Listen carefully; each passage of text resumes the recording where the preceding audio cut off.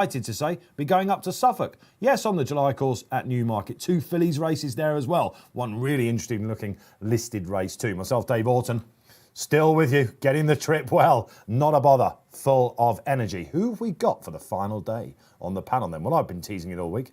Nat Green, I think is what I'm going to call you now. which I missed out on, of course, that great chat. But how are you, Nat?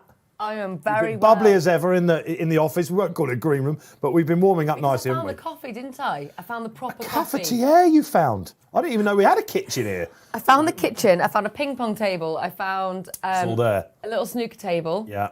Got it straight into the corner. You see, when the pandemic hit, it became like CSI South Bank, which is where we are, and arrows everywhere, and it was all taped off and all that sort of stuff. Not a bit of it anymore. No. So did you play ping pong? Or was it? No, I had a bit of go on the little pool table, but on my own. But found the coffee, so feeling good. But it's just been a tremendous week, of course, for horse racing, but so much sport. I've been following the Olympics as well. Yes, we'll get a word about the Olympics as well. More gold overnight. And listen, we've got another golden panellist for you. The professor himself, Andrew Mount, joins us back on the show. What a day to have you, Andrew, because, look, and if you don't know, just Google Andrew out there, Andrew Mount, trend horses, all that sort of stuff. But numbers is his thing. And I've said to a lot of colleagues, this is the best compliment I can give you. We've got Andrew Mount coming in on Saturday. They're, oh, brilliant, Stewards Cup day. Andrew Mount, and some even people that don't like trends know that Andrew does them well. So Andrew's going to steer us in the right way. And your debut, of course, was at Easter. So we've had a little bit of time off. You know the way, and you'll be trading for Betfair today as well. Yeah, that's right. I thought you'd lost my number after that debut, obviously. But yeah, quite. No doubt there's a lot of people on holiday now, but nice to be back. No, listen, it's perfect time. And you've brought your Death Star of a machine with you as well, which is sitting alongside. I mean, there's the biggest laptop I've ever seen. Just to point out, it is a big laptop. It's not just I'm very small. So. Literally like it could be running the whole show. Talking of the whole show, it wouldn't have been the same this week without my compadre, the big hitter himself, Barry. Are you there? Good afternoon, folks. How are we all? Oh, he's branded today, look. He's got a bit of the branding on. Have they been watching the show, Barry, and said, Barry, where's the branding? Get it in. Branded Barry. Running out of clean tops. I tell you what, I wore this on the first day. Don't tell anyone. Oops, I have. Barry, OK, Stewards Cup day, man. We're going to have some fun today. 7 races. Yeah, some cracking racing. And we've got Newmarket to add into the mix as well, where I fancy a couple of horses. But yeah, a lot to look forward to today. Obviously, the Stewards Cup is the mystery wrapped up in a conundrum, locked into a big, massive, who knows who done it. But there's one that I like in there as well. I've seen money for, and thankfully the champion jockey's still on it. Yeah. Oh, okay. There's the tease already. Yes, absolutely. I've got a feeling that we might be agreeing there. Barry, basically, again, we've been saying it every day this week, but if you are new to the show, welcome along first and foremost. We have a lot of fun, real-time analysis and race reaction. You only get that here, but some of the chats we've been having this week, well, going off on a hilarious tangent and having fun, some of the best analysis you'll get anywhere. If you want to have a bet, this is the real market. But you do everything for charity, Barry. Yeah, we do. And we just showcase the functionality of the exchange, Dave, as you know. And also we've introduced some sportsbook elements to it as well, where there's additional places and just sometimes there's a little bit more better value and alternative on the sportsbook. But yeah, it's basically all for charity. The charity this month is retraining of racehorses. And hopefully we can add to the tally today with we've 7 chances. So I fancy a few today, actually. I was going to kick off placing a Yankee bet just to try to get the dice rolling. Just to test Andrew. Just to test Andrew. I'm very glad you didn't take up the trading now, right? At this point, I just would have gone.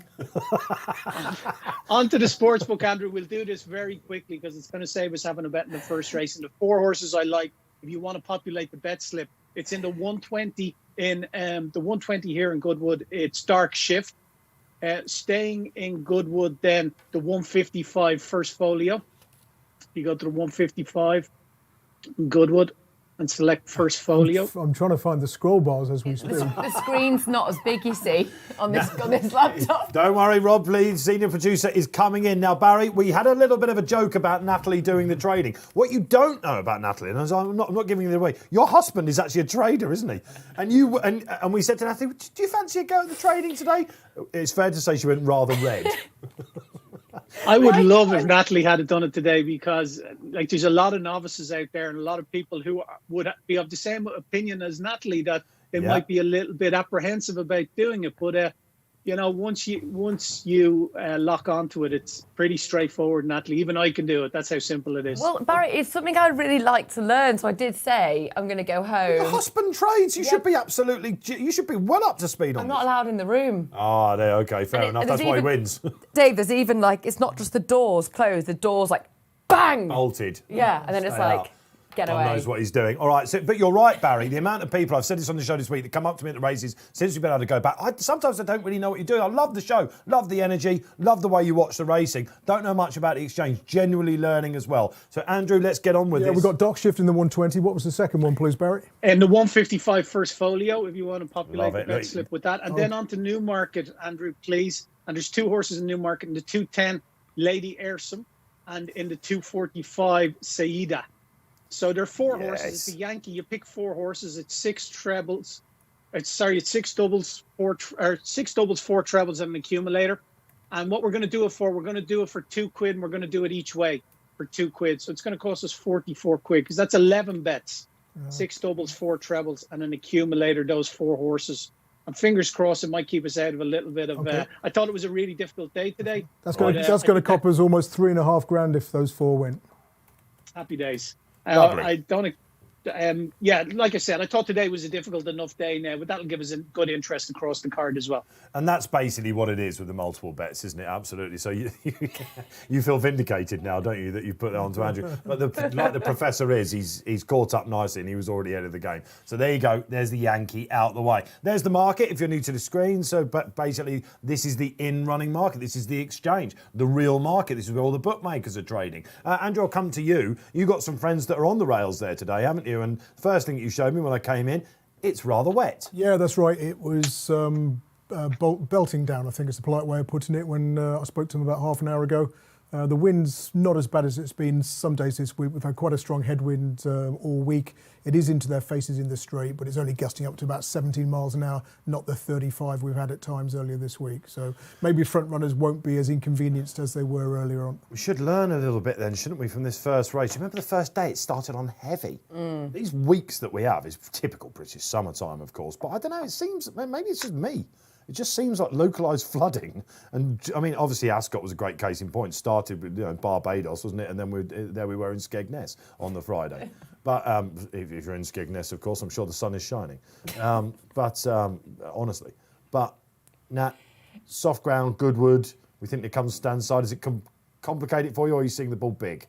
I think I've really enjoyed this week, and I've actually had some nice sort of winning bets I've been pleased about, but I feel like I'm setting myself up to try and justify, but today it is tricky. I'm sorry, I've gone over it and over it and over it. I don't think there's anything simple about today. I don't. Thank goodness Andrew is here then. What about this first race then, Andrew? Dark shift for Barry.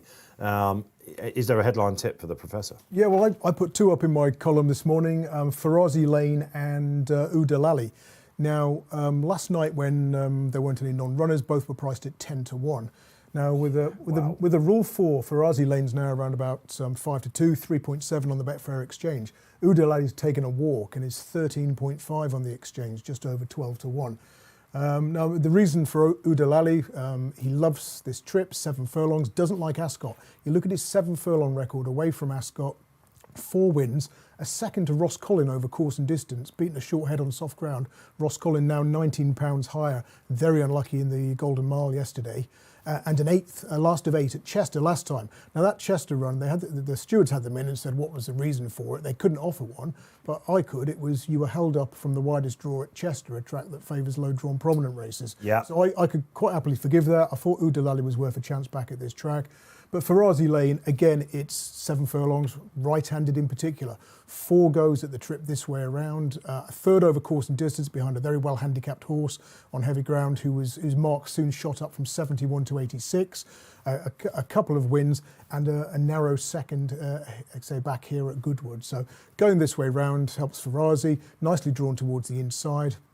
I'm not sure tactically what SDS is going to do. The front runners are out wide. Just Frank in 10. He only knows how to do one thing, Andrew, once he's drawn low at Goodwood, and that's attack, isn't it, Sylvester? He's got 2 speeds at the moment, too fast and way too fast. So, I mean, he's not been riding. I mean, Ascot. Quite right, I think. Ascot, he's had a shocking time recently. His recent record at Goodwood is a lot better. I'm hopeful he'll just sit on the inner, take a lead from Just Frank, who I think in the first time cheap pieces, despite being drawn wide, has got to be the front runner. And hopefully Farazi Lane can get some cover, not race keenly as he has done once or twice in the past, and justify this strong market move. He could definitely do with a winner, SDS. He's 0 from so far this week. And this is a meeting that you usually think, unlike Ascot, the Royal meeting, where we just, that bend, that round course freaks him out a little bit, I think. But good. So there's a couple of jockeys that could really do with it. A couple doing really well. William Buick looks like he's running away with the week, doesn't he? But Holly Doyle had a treble, etc. OK, so Farazi Lane, a horse that surprised me a little bit. Tom Ward just got him in a good place, I think.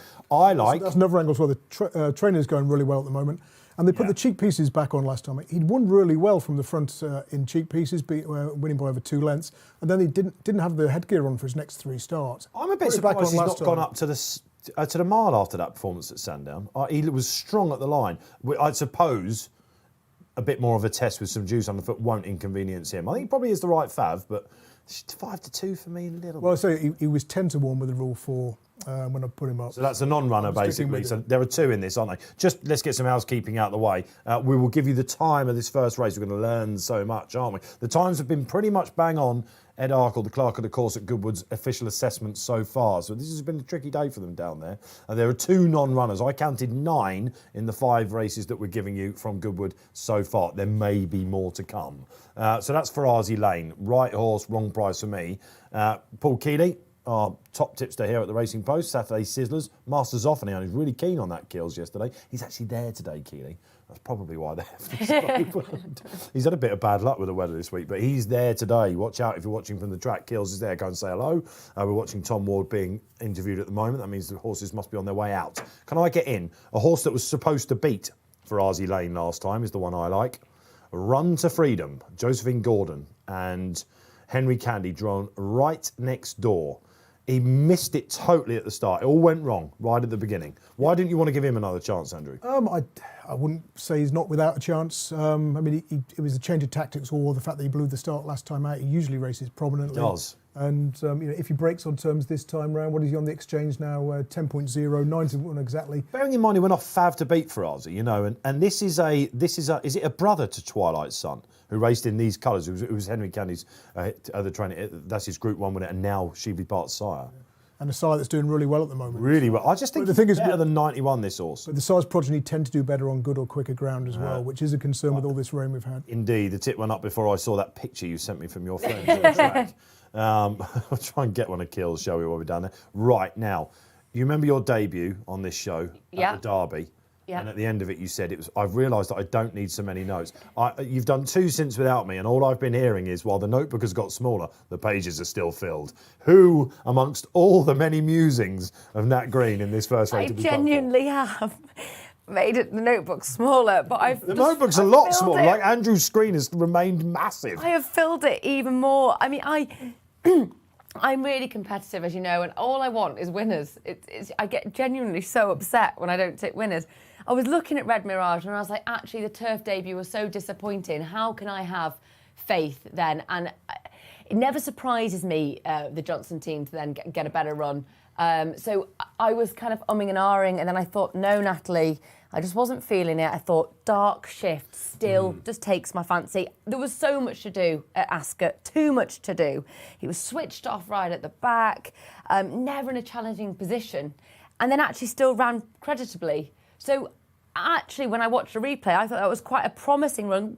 The thing with Dark Shift is he's got a bit of speed about him as well. And he's up in trip to 7 furlongs. It does shape as though it's going to. He won't mind the ground. When he won on his return at Nottingham, albeit a race he was sort of expected to win, it was really bad ground. He's going to win some races, and why can't it be this one? You know, off a mark of 86. I also like David Egan. He's a positive jockey. Mr. Goodwood as well. Yeah. exactly. He loves Goodwood, David Egan. Yeah, he's and having I a great loved the time. video actually he did with Tom Ocon as well. Did you see the head cam one? That was really cool. Going around the These track. young jockeys, they're just a different breed, and they get the media game, don't they? They've obviously done jockey training with the media, unlike some of the old different. guard, if you like. But it is a bit of a breath of fresh air. Dave, I see it loads in my job when I'm on a race course interviewing the jockeys. Nothing. I mean, I adore the older jockeys, but now, like, Oshie Murphy's just amazing at it. I mean, he's a different gear. Yeah. How he analyses. He took it to a new level in COVID as well, didn't he? In the car on the way back from Newmarket that time, when he got everything wrong the first day, and he sort of that was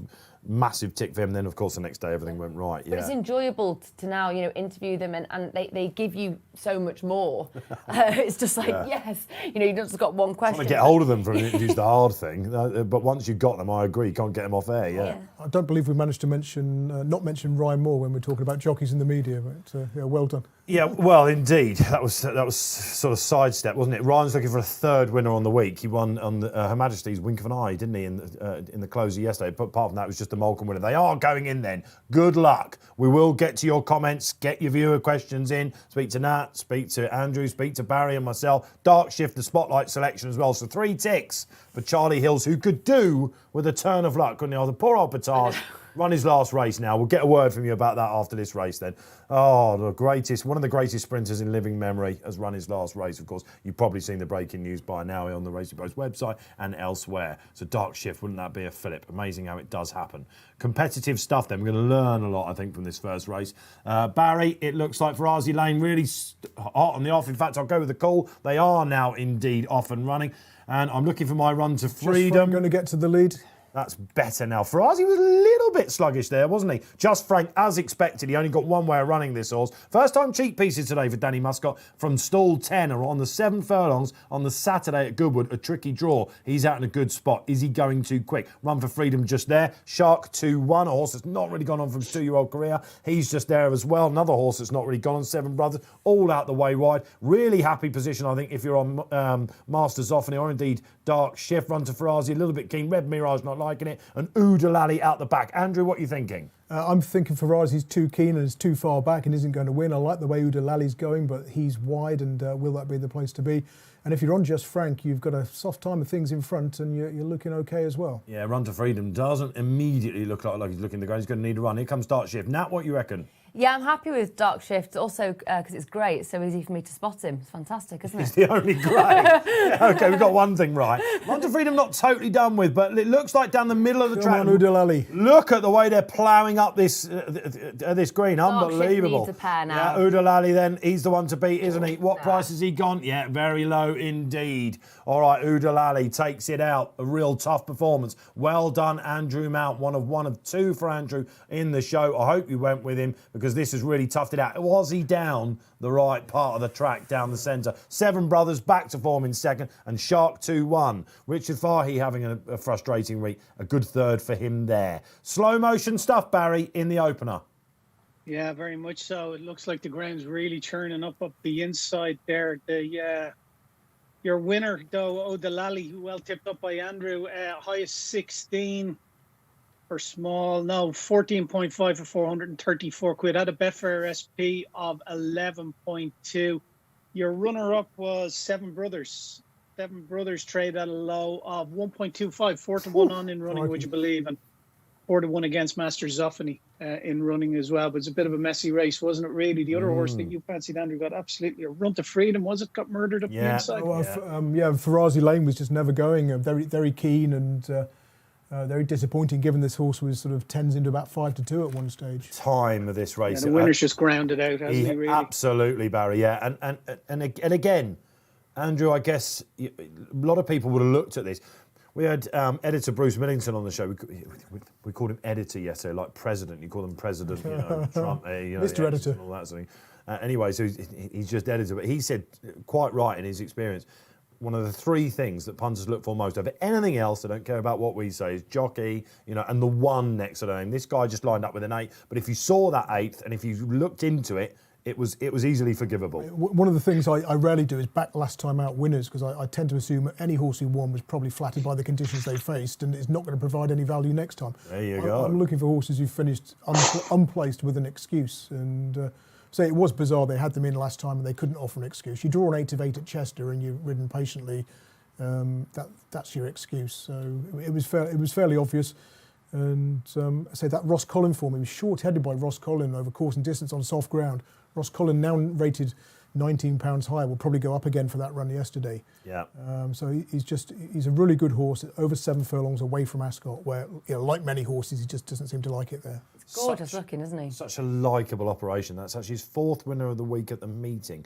Away from the terrestrial, he's had 2, and obviously alcohol free. I think it's best season ever. Yeah, it's just an operation that everyone loves, isn't it? I mean, so many horses in training. I only asked this question the other day at York, and now I can't remember. It's like, honestly, 200, it's a ridiculous amount of horses.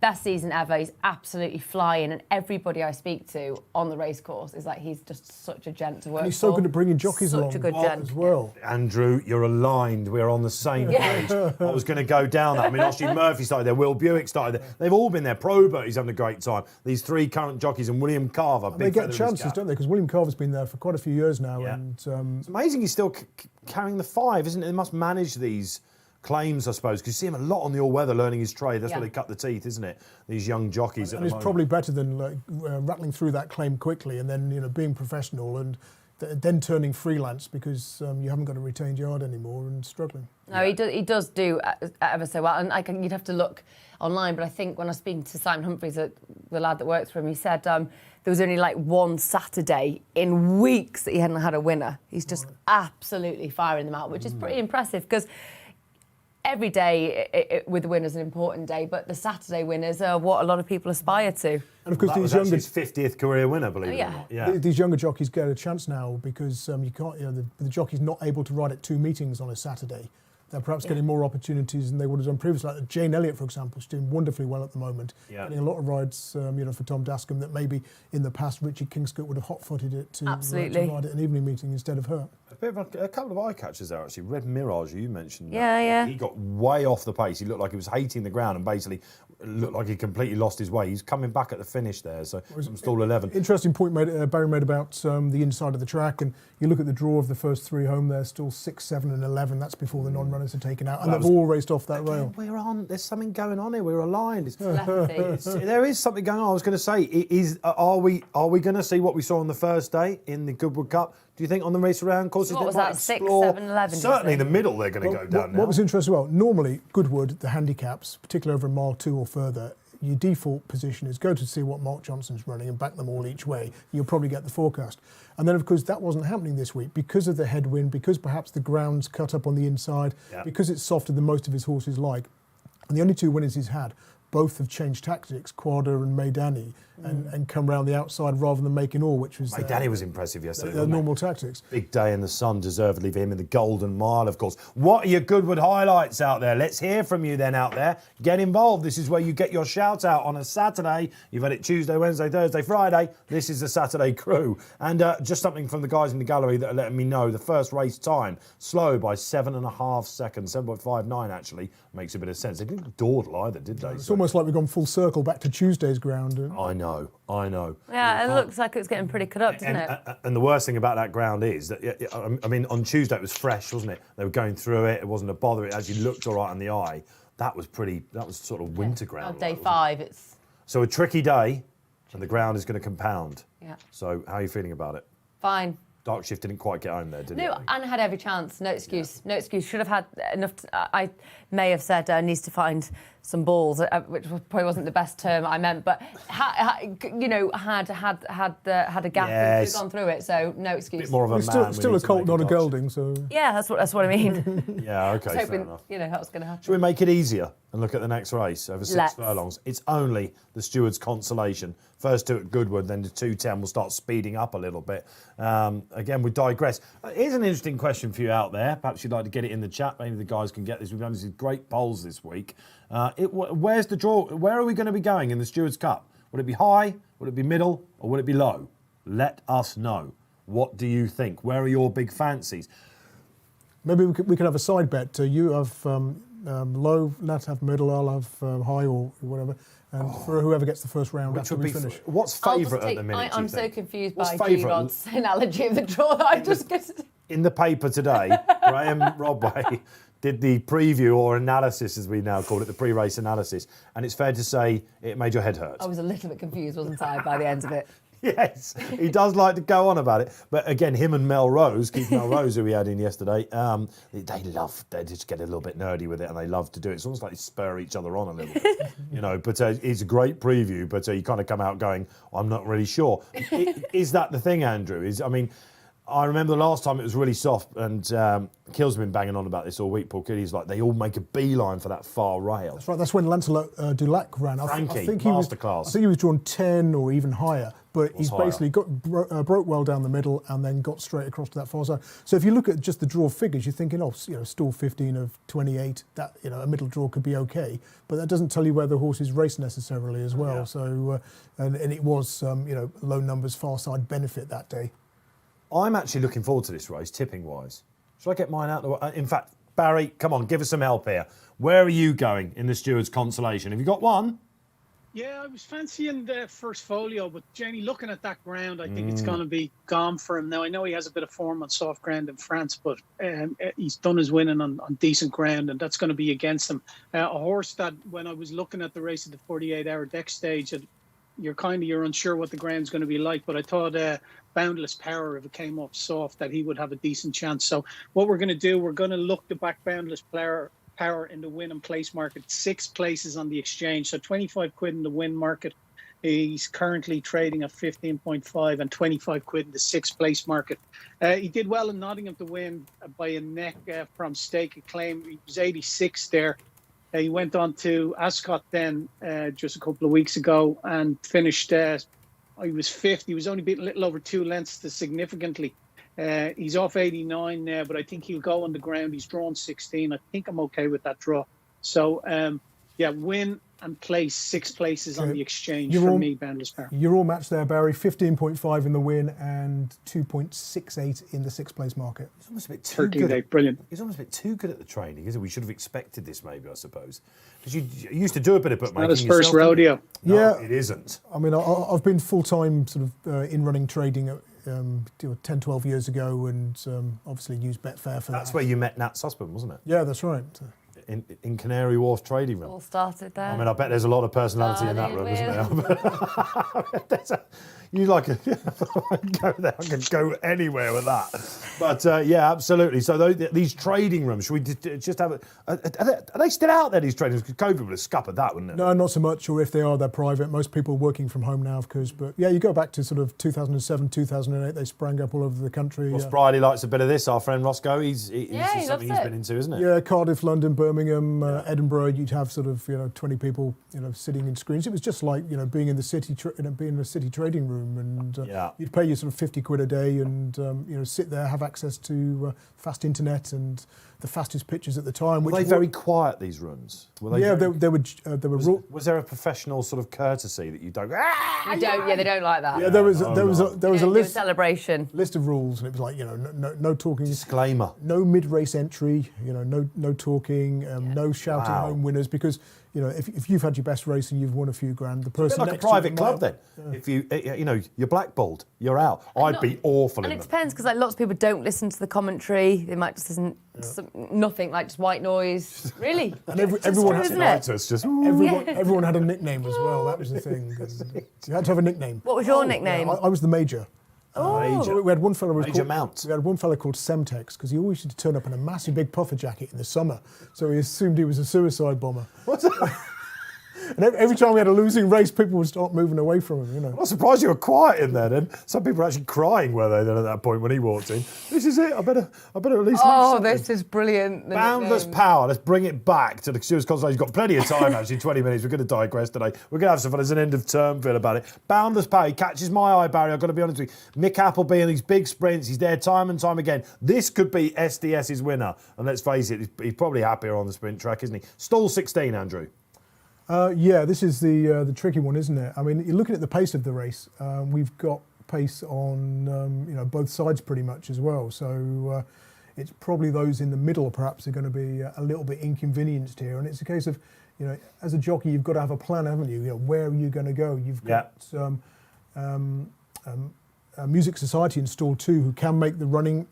Tim Easterby was very bullish about this one. Does anyone like Music Society? Should we get this out? I think we have to call him the luckless Music Society, given the string of twos against. Started off with a mark of 79. He's now running off 90. He was only on once, and is he £8 well in because he got nutted, didn't he? Was it at York last time, wasn't it? I think it was York last weekend. Yeah, and so he'd come from off the pace to finish second in the Scottish Stewards, and then was more prominent last time.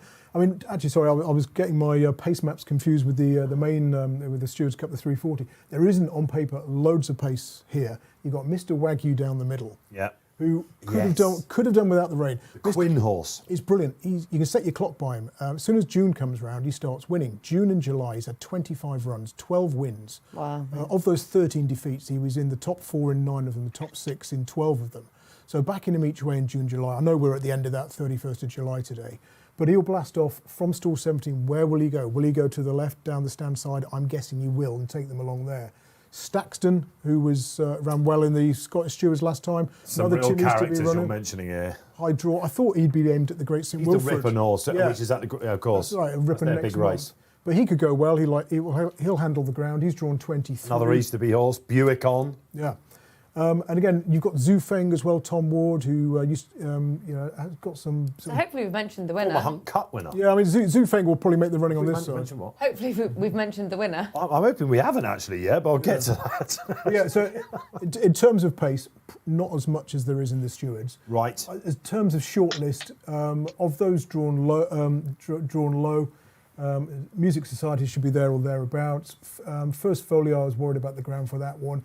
Emble was quite interesting for Ruth Carr. Same owner and trainer who won this a couple of years ago with Poyle Vinny. Oh, yes. Poyle Vinny that day had the cheek pieces on for the first time in over a year. They've put cheek pieces on this one for the first time. But again, and you look at his course and distance form when trained by Richard Hannon. He was a close second once, I think, off 95. He's lower today.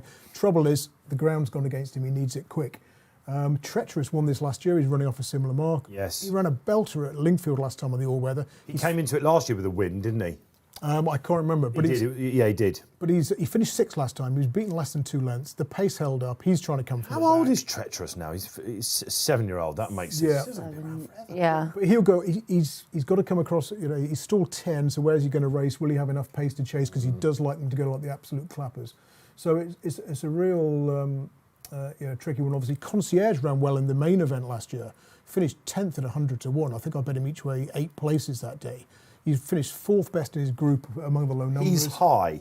Again, but he might need a quicker ground. But again, if there is a big draw bias and you want to be on the stand side from a high draw, then he could outrun his odds. I'm hoping you want to be stand side. Yeah, The more rain that's fallen, the more I think that Indian Creek is becoming a bigger price. He's another horse who goes well at this time of year and loves soft ground. He does. He comes into it in peak form, I think. He wasn't quite at his best at Epsom last time, but Tom Marquand was due to be on him. I've got John Egan showing up here as well, so we'll have a little look in a minute. But Indian Creek, I think it's a massive price. I'm just hoping stand side. I love the rain anyway, that's for sure. Okay, they're having a look at the track, actually, just prodding it down. We're going to get a word. Like I say, the time suggests it's going to be on the slow side. Okay, Jim Fraser comes on. Welcome along, Jim, to the party. I'm only betting high numbers on the straight course. Abduction as an outsider here to test my theory. Richard Fahey, memory this chap is, isn't he? And, I'm having to go right down for him. Where is he? It's What do the notes say? unexposed, the notes say. Fahey and Paul Hannigan, who we know do very well together. He's been backed, actually, looking at it, hasn't Yeah, he has. Newmarket last time on good to firm, obviously 12-17. Pontian good to firm second. Winner at Wolves. Not that much to go on, but Just a bit of a bomb out last time. What we could say though is I do like Fahey with his sprinters. I mean, there's so much work.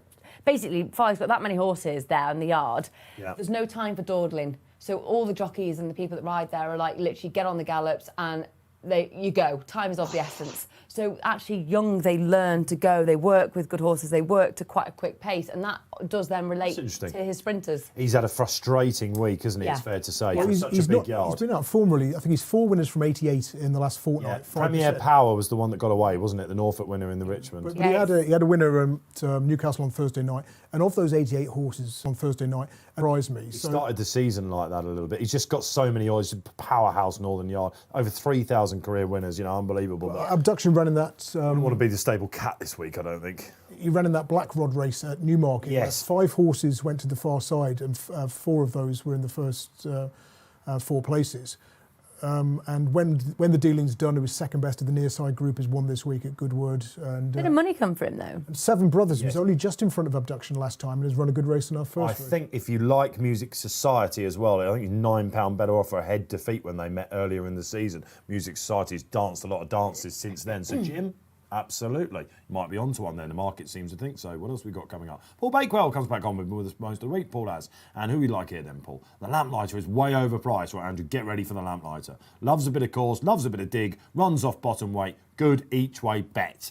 How many of you are backing more than one in this? The Lamplighter, has he come under the radar at all, Andrew? Well, he's certainly consistent, isn't he? I mean, you look at his recent form figures. He's not been out the first 4 since all year basically. Third last year in the race. Well, the last time he finished out the frame, he was over course and distance last year on heavy ground, which would obviously be a worry. The trainer's rep that day said he was unsuited by the ground and would prefer a faster surface. So I think there's your answer.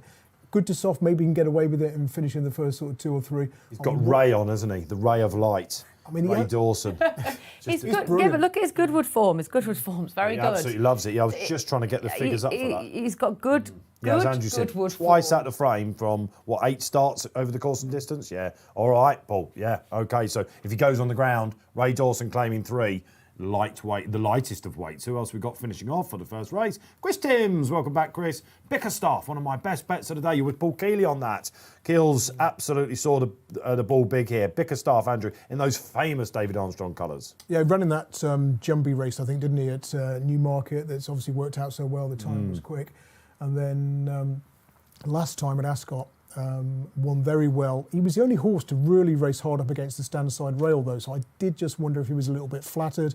He's got a 1 next to his name, so you must have thought he was flattered. I mean, if the high draw is a big advantage, then still 26 looks great. He'll handle the ground. You can understand why he was the gamble from a double figure price last night when Keels put him up.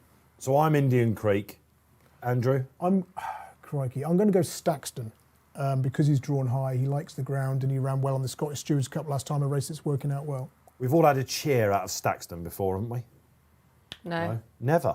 Yeah. Usually at Ripon. Well, I mean, Ripon and Goodwood, not that. Do you know, that was really mardy. No. You asked me No. to do the trading. You revealed my husband's a trader. And now you're talking to me about Staxton. He's one of those horses, I think, Staxton. Though. I thought everyone had backed him. Maybe not. Maybe you haven't out there. She's not as old as we are, mate.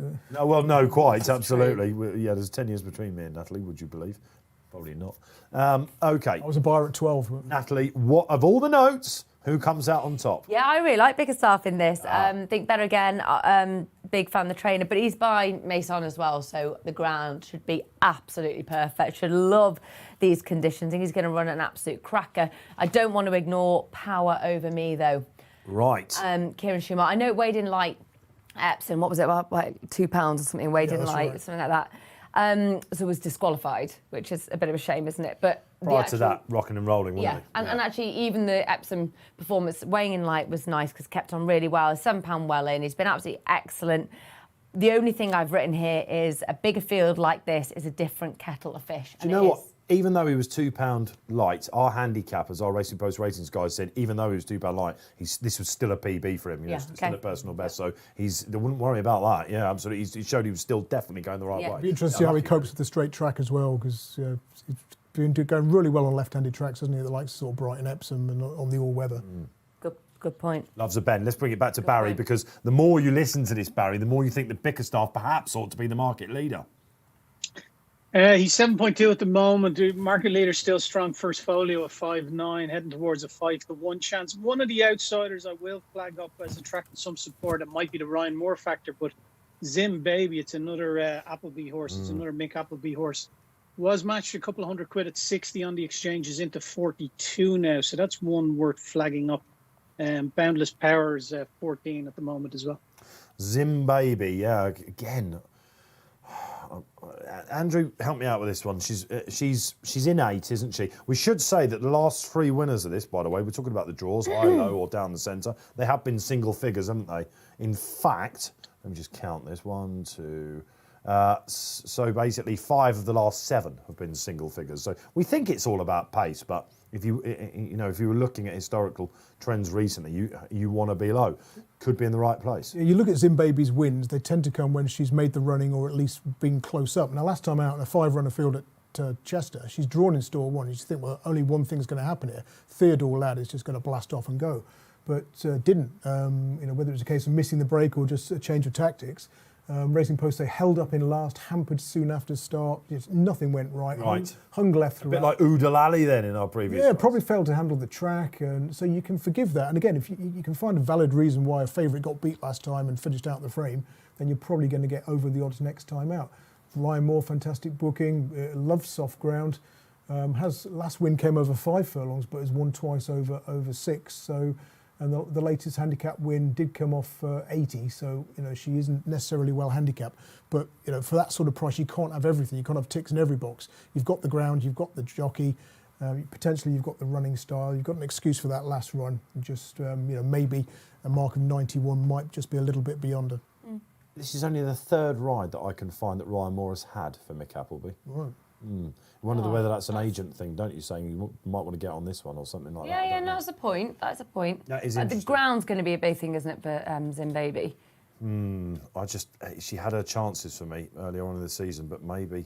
I know it's funny, isn't it, when you with your horses. Sometimes I follow that many off a cliff. I have, and then I just can't.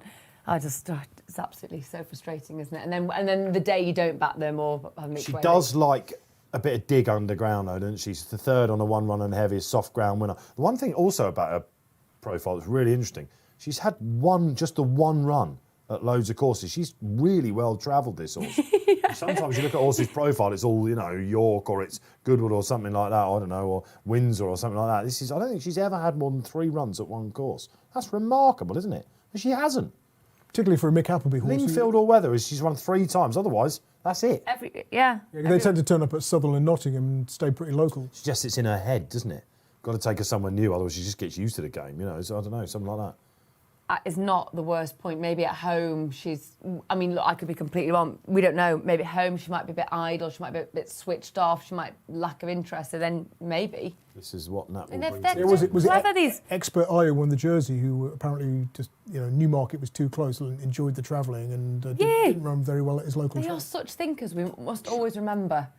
We must remember they think. I mean, look at Tiger Ollie, keep him busy, and he has to go off and do various bits to keep him interested. Yeah, good shout. None of us are going for the Fav, then, are we, first folio? Barry mentioned that he'd like it, but he's looked at the rain and sort of jumped off it. Of course, Barry, this is a horse that encountered soft without winning in France, isn't it? He's definitely going to go off Fav, isn't he? First folio. Last time I looked, he was. Yeah, he's currently trading on the Betfair Exchange at 6.0, at 6.8 Brickenstaff. So they could get a lot closer come post line because they're only leaving the parade ring now. So you imagine the bulk of the liquidity will come into the market at this stage. Dave, another horse I'm going to flag up for money. Be Proud, Jim Goldie, number 27, Danny Tudhope.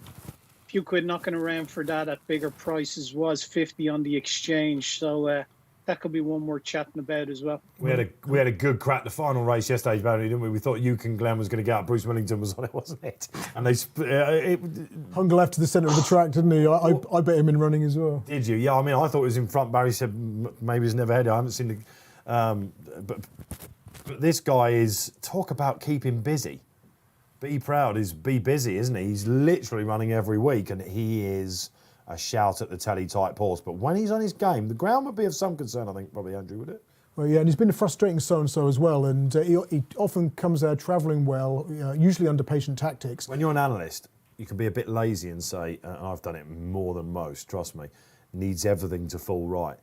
this would be justified with him, I think. I mean, he needs absolutely All the every blade of factions. grass to turn his way. Yeah, and he's 4 of his wins have come at Newcastle on the Tapita. Likes air as well, doesn't he? One of them at Ayr on Good to Firm Ground, his latest one. But you can forgive that last run because it was over 7 and he was prominent at Musselburgh. And he doesn't... Goldie does this. He confuses you with the trips. He does. But the key, I think, is that the bigger the field, the more he's going to enjoy it. He likes coming through horses.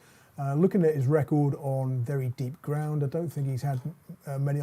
2 runs on soft, none on heavy. But those 2 runs came back in 2018. One of them was a fair effort, 4th of 8 at Newmarket. That was in a cellar, admittedly. Another one at Redcar over the wrong trip. So you'd worry about the ground. But in terms of how the race is going to be run, if the stand-side runners are favoured, Stall 18 is going to be fine. And you wouldn't, put anybody off backing him each way to finish in the Jim, first 5 or 6. God, Jim knows how.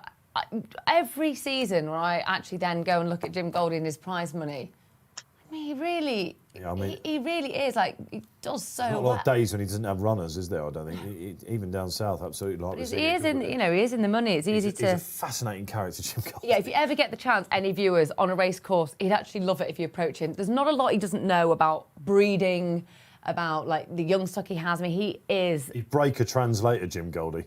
He would absolutely make them. He'd put them into tears. Natalie, can you go again? He talks so quickly. When there's trainers who don't like being approached, do you sometimes tell people just as a wind-up to go and go up to them, have a chat, and use their nickname? Oh yeah, maybe we'll get on to that. Right, let's get some social interaction. Sometimes. We've just about gone through the field, haven't we? Look, we're going to find out. Is it high, middle, or low? Where will they go? Where does Ali Gabriel says Music Society for me? Cam Hardy in the plate. But probably the best handicapped horse, according to the handicapper. But he's just got that 1 win to his name. Certainly will be deserving. Wish you luck, Ali. Harry Smith comes on. Welcome along, Harry, and says, ground has probably gone against Mr. Wagyu. I think Andrew sort of suggested perhaps, but they figured him out. I guess there's a big pot in him. Do you think there is a big pot in holes of that age? I don't think so, because he just keeps creeping up the handicap because he's so consistent. It's the Quins. They do so well with these old horses. I mean, he was impressed. I was really impressed with that run in the Scottish Stewards at Hamilton because they've gone like the absolute clappers. He likes Hamilton, He finished 3rd. The winner, the 2nd, the 4th have come from way back. And Miras, I think, was 6th in that, did 2nd. Runs in the biggie. And that's well fancied. I think Keels fancies that as well. Yeah, Tom Collins all over that this week as well. Yeah, of course, he was 11-2 favourite for the Stewards. You could argue Mr. Wagyu's better on flat tracks like Haydock and York, but he's got plenty of form at, on stiff tracks. We're just watching him going down in the corner of our eye, actually. He looks an absolute picture, as you might expect. Thank you, Harry, for that, and good luck. Let's hope he's tasty for you. And Frizzy Red, a regular contributor, says, you like that? Mr. Music Society. It's been a long week. Music Society, then. 2 ticks for Music Society. Yeah, again, the Easter bees. Bit of a late mover on him here. Do you know what I mean? 7 days before his new mark kicks in. That always puts me off about a horse, don't you think? The handicapper forcing their hand a little bit. Yeah. But it's been well supported late. He was 10.5 into 8.8 in the last few minutes. Yeah, OK, all right. James Ferguson, of course, Danny Muscat, still the favourite. First folio. The comment in your members section in your paper today. Disappointing we didn't get into Stewards, because we haven't really mentioned that. Galling for them on the Thursday when the draw was done. Where's the cut going to go? He missed by 1. So it's good to see him turning up here, I suppose. It is, Always it good is. to see the top weight that misses out. But he would have nearly been favourite. Barry was telling us earlier in the week for the biggie itself. He's in good form. He's gone up in the weights, but the ground is drying out, Barry. James Ferguson doesn't want that. It's not... Took Zargon out today. Like, it's a shame, isn't it? Zargon ran twice already this week, and it denies this horse a chance of running in the big one. So yeah, where do we sit with that, Barry? Yeah. Do you think that again? So that would be a big. Well, Zargon ran on Tuesday and Thursday, and they declared on Thursday, didn't they? Do you think we should have a Cheltenham thing here then, a little bit? You know what I mean? You can only go in one race. Well, when they declared Zargon to run on Thursday, knowing that he was going to. They declared him to run on Saturday, on Thursday, but he also ran a race at the track on Thursday. He ran in the biggie, didn't he? Run 3 times at the festival. Yeah. So he has. What you're saying is, First Folio has been denied by a horse that's already been able to strut his stuff here this week. So, There's There's a point there. I'm sure the Dixons would say we're fully entitled to by the letter of the law, but seems a little bit unfair. yeah, it might be something that needs to be looked at there. Barry might be quite right Seems indeed. a bit unfair, that. Yeah, all right. Okay. Great social interaction we're having from you so far on the show. This will be our second race of 7. Reminder, we go to Newmarket as well. Buzzy Saturday as ever. Myself, Dave Orton, Nat Green, Andrew Mount and Barry Orr. Been a long week, Barry, but we've had some fun, haven't we, along the way? We surely had. You got the trip well all the same, Dave. You said that a slight surprise there, Barry. I didn't think you would. I thought your voice might begin to go calling all these races, but you got a bit of a break yesterday while the editor did the commentaries. You sat back. It was a bit of a half day for you yesterday, really. Oh, there's the first blow coming in there. Let me tell you, he would not have it any other way, Bruce Millington. He's a bit of a closet commentator, we found out since we've been doing this show. It turns out some of his heroes, like Skyle, I used to call him Scarlet Skyle, because he got such a suntan last year, and then he started going red and screaming. But he likes Graham Gould. He does. He's a bit of a commentator, so I did get set back. So anyone fancy a go this week? Was it like a commentary at Glorious Goodwood? Not. Really? Have you ever tried to commentate? Yeah. I wouldn't surprise me if you had a go. Yeah, I tried in high school. One of my sort of studies in English literature, I proposed this whole project on horse racing, and I was absolutely hopeless. Because you have an equine background, don't you? So when that happens, do. were all your classmates like, oh, Here she goes again. Every project. I look at roller skating for once, will you? Dave, I got an A star in art for GCSE. I then got an A in A level in art. I just drew horses. Is that No, I genuinely, then in our sculpture, Stewards?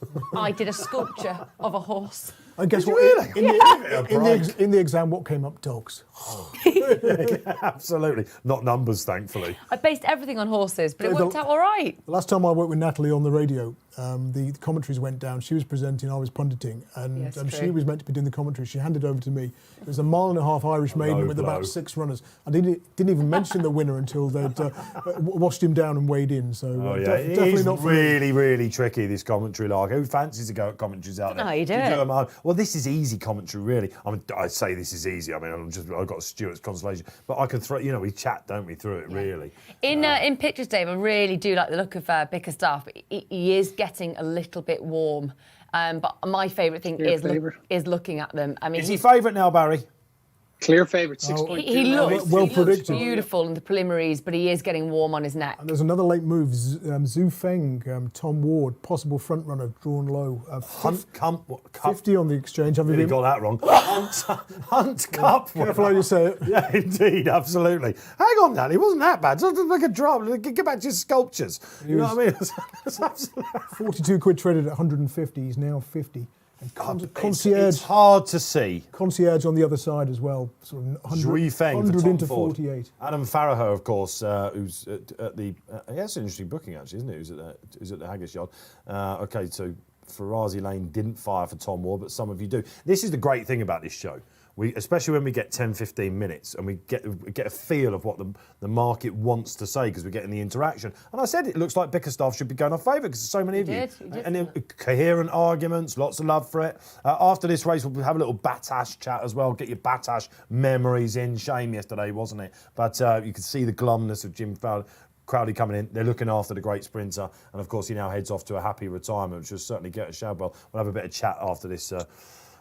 After this race, or maybe the next at Newmarket as well. We've got plenty of time. Get your questions in. What do you want to talk about, horse racing wise, today? Plenty coming up as well. We've got the Ebor meeting, haven't we? What do you reckon about Arc? We'll see all the clues. Your Indian Creek 30 into 17.5 mil on the exchange, almost halved in price. Come on, the Indian Creek. Happy days in those famous Mick Shannon colours. It'd be great to see. Installed 28. So I didn't think that was a bad thing at all. All right, so good luck wherever you're playing. There's a couple more to go in, aren't there? We're going to learn so much from this. Is he definitely going off Fav now, Barry? We could say that. 100%. 100%, yeah, 6.4 at the moment. The Power Racing Post Live. Great stuff. Good luck wherever you're going. Is it Power Over Me? Is that the headline? No, it's not, is it? Who's the headline tip for Nat Green? Is it Power Over Me? Who's your number one tip? Okay, too late. We're already off and running. Okay, I can tell you one thing. That's interesting. They don't want to know the near side, do they? Well, they're sort of breaking down. I said it was going to be an easy commentary. There's only about 10 groups. Okay, so Mr. Wagyu down the middle. We thought he would be up there on the near side, looking down. There's not really much pace going on. Embor is up there as well. Yeah, okay, so if you're drawn high at the moment, my Indian Creek's not far off. Bickerstaff is there as well. Looking for power over me. He's there. Zimbaby's there. Under Ryan Moore. Zhui Feng. Be Proud right out the back. Where's Music Society in midfield? First Folio is absolutely cruising. Boundless Power there as well. 3 furlongs out. Nat Green. Yeah, I'm just watching Bickerstaff here. Don't want him to get just too tight, and he's got to get one through. He's absolutely cruising. Looks beautiful, Posy here. Andrew, they did not want to know that far side, did they? He's been cut up there now. Abel Kane's the one who's catching the eye, but Mr. Wagyu's still there. Mr. Wagyu is going to make all pretty much. What about Mockatil, the dash winner? He's there. Ian Williams. What a sensational campaign he's having. But Mr. Wagyu, we said, has he got a big price in him? Oh, absolutely. He's gone, hasn't he? Absolutely gone. 101. Tasty stuff. He's on fire, the Wagyu. Brilliant. Abel Kane in second. Power over me third. Music Society. Be Proud ran on really well late from a terrible draw, I think we have to say. My goodness gracious me. Well done, all of you out there that were asking about Mr. Wagyu. Was it Chris Timms, I think, that might have had it in? Oh, I can see the gallery are liking it as well. Oh, that got rid of the hangovers. There was a leaving drink last night. Let me tell you, look how easy he's won as well. That was awesome. How's that come from? Let's go to Barry then. Barry, near side. Wow, high numbers, I suppose, will be crashing now in the big one. Yeah, Mr. Wagyu was 17. The second was 9, and the third was drawn 12. So make it up what you will. Mr. Wagyu had a Betfair SP of 24. Jason Hart in the plate there. He traded at a high pre-race of around 38 for 35 quid. Your second horse, Embor, traded. I don't think anything traded really low in it because the winner seemed to have it from the furlong out, Dave. Really, a furlong and a half out. He was always up in the vanguard. But Embor traded at a low. No, nothing worth reporting. Power over me.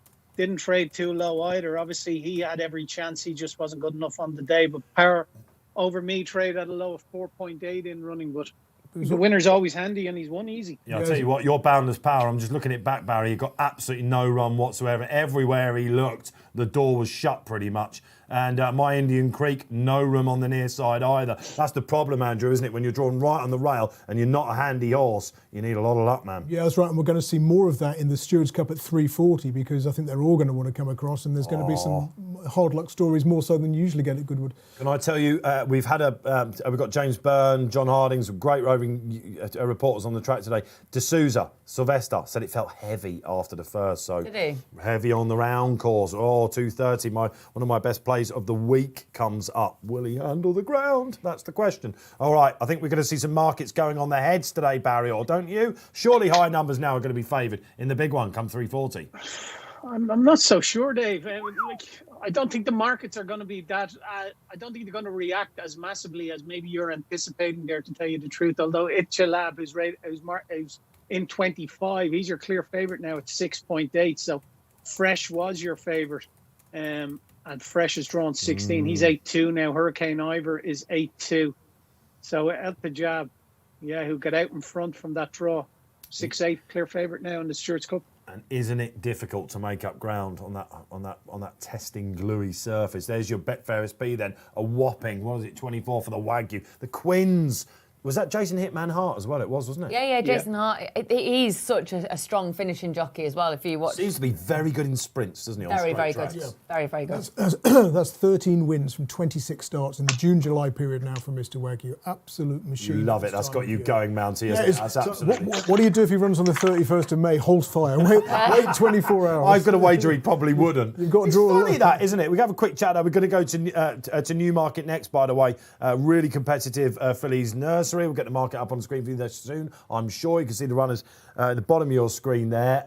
Really wide open, that is. There's lots of reasons for why horses, I mean, Nat, we could bring you in on this as well, come good at the right time of year. If you're a jumps fan, you always say, he's a spring horse, he's a winter horse. That's got a lot to do with ground. But training regimes, just, I don't know, weather on their back, sun on their back, something like that. I don't know what it is. Maybe they come down the handicap at the right time because of their campaign and the way they're trained. But we see it so often, especially with the old horses. Yeah, and I think so many trainers can get racehorses fit. That's not the issue, getting a horse fit.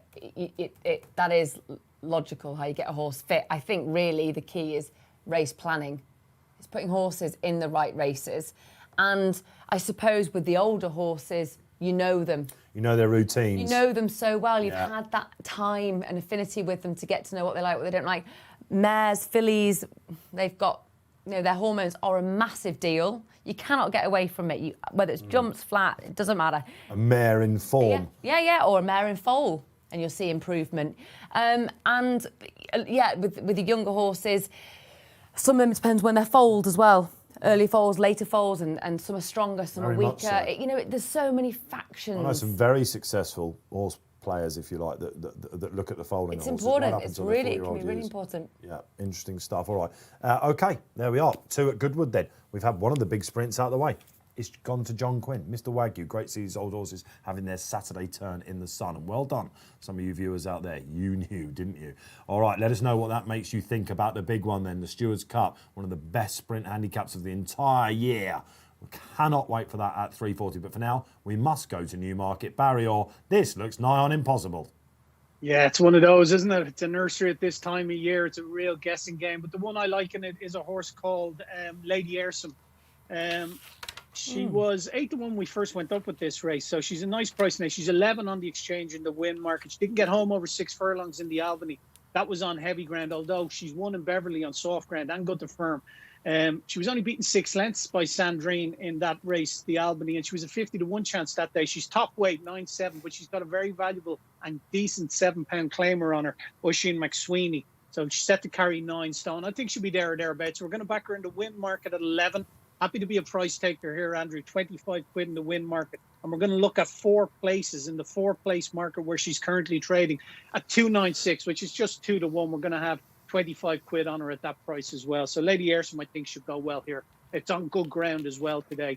And the 6 furlongs, I think she'll get on good ground. A really good preview there, Barry, and an enticing one as well, I must say. She's certainly going to find this easier. How do you approach these nurseries then? They've only just kicked off, really, haven't they? Do you look for these horses that have been highly tried, didn't quite make the grade, handicapper can't quite assess them? Oisin McSweeney for Team Ryan. Kevin Ryan has had a good week. Of course, Glass Slippers ran well yesterday, didn't she? Yeah. Yeah, she always does better in the second half of the season, so she still might have needed that. That's They true. wanted to get her out at Royal Ascot, and they wanted to get her out in the 6 furlong race, actually. It was 5 yesterday, wasn't she? She ran an absolute belter. And you think it would be Breeders' Cup again, wouldn't it? What a moment that was in 2020 when she took that out. And I know that the family and the team are looking forward to please being able to go over again. Yeah. Talking about different tracks, she loves going overseas as well because I think she's unbeaten. I think she's unbeaten abroad. Is she? She's been to the Curragh, she's been to the States, she's been to France, hasn't she? Yeah. She's a traveller, a backpacker. She's a global trotter. Yeah, there you go, a global trotter, absolutely. So look.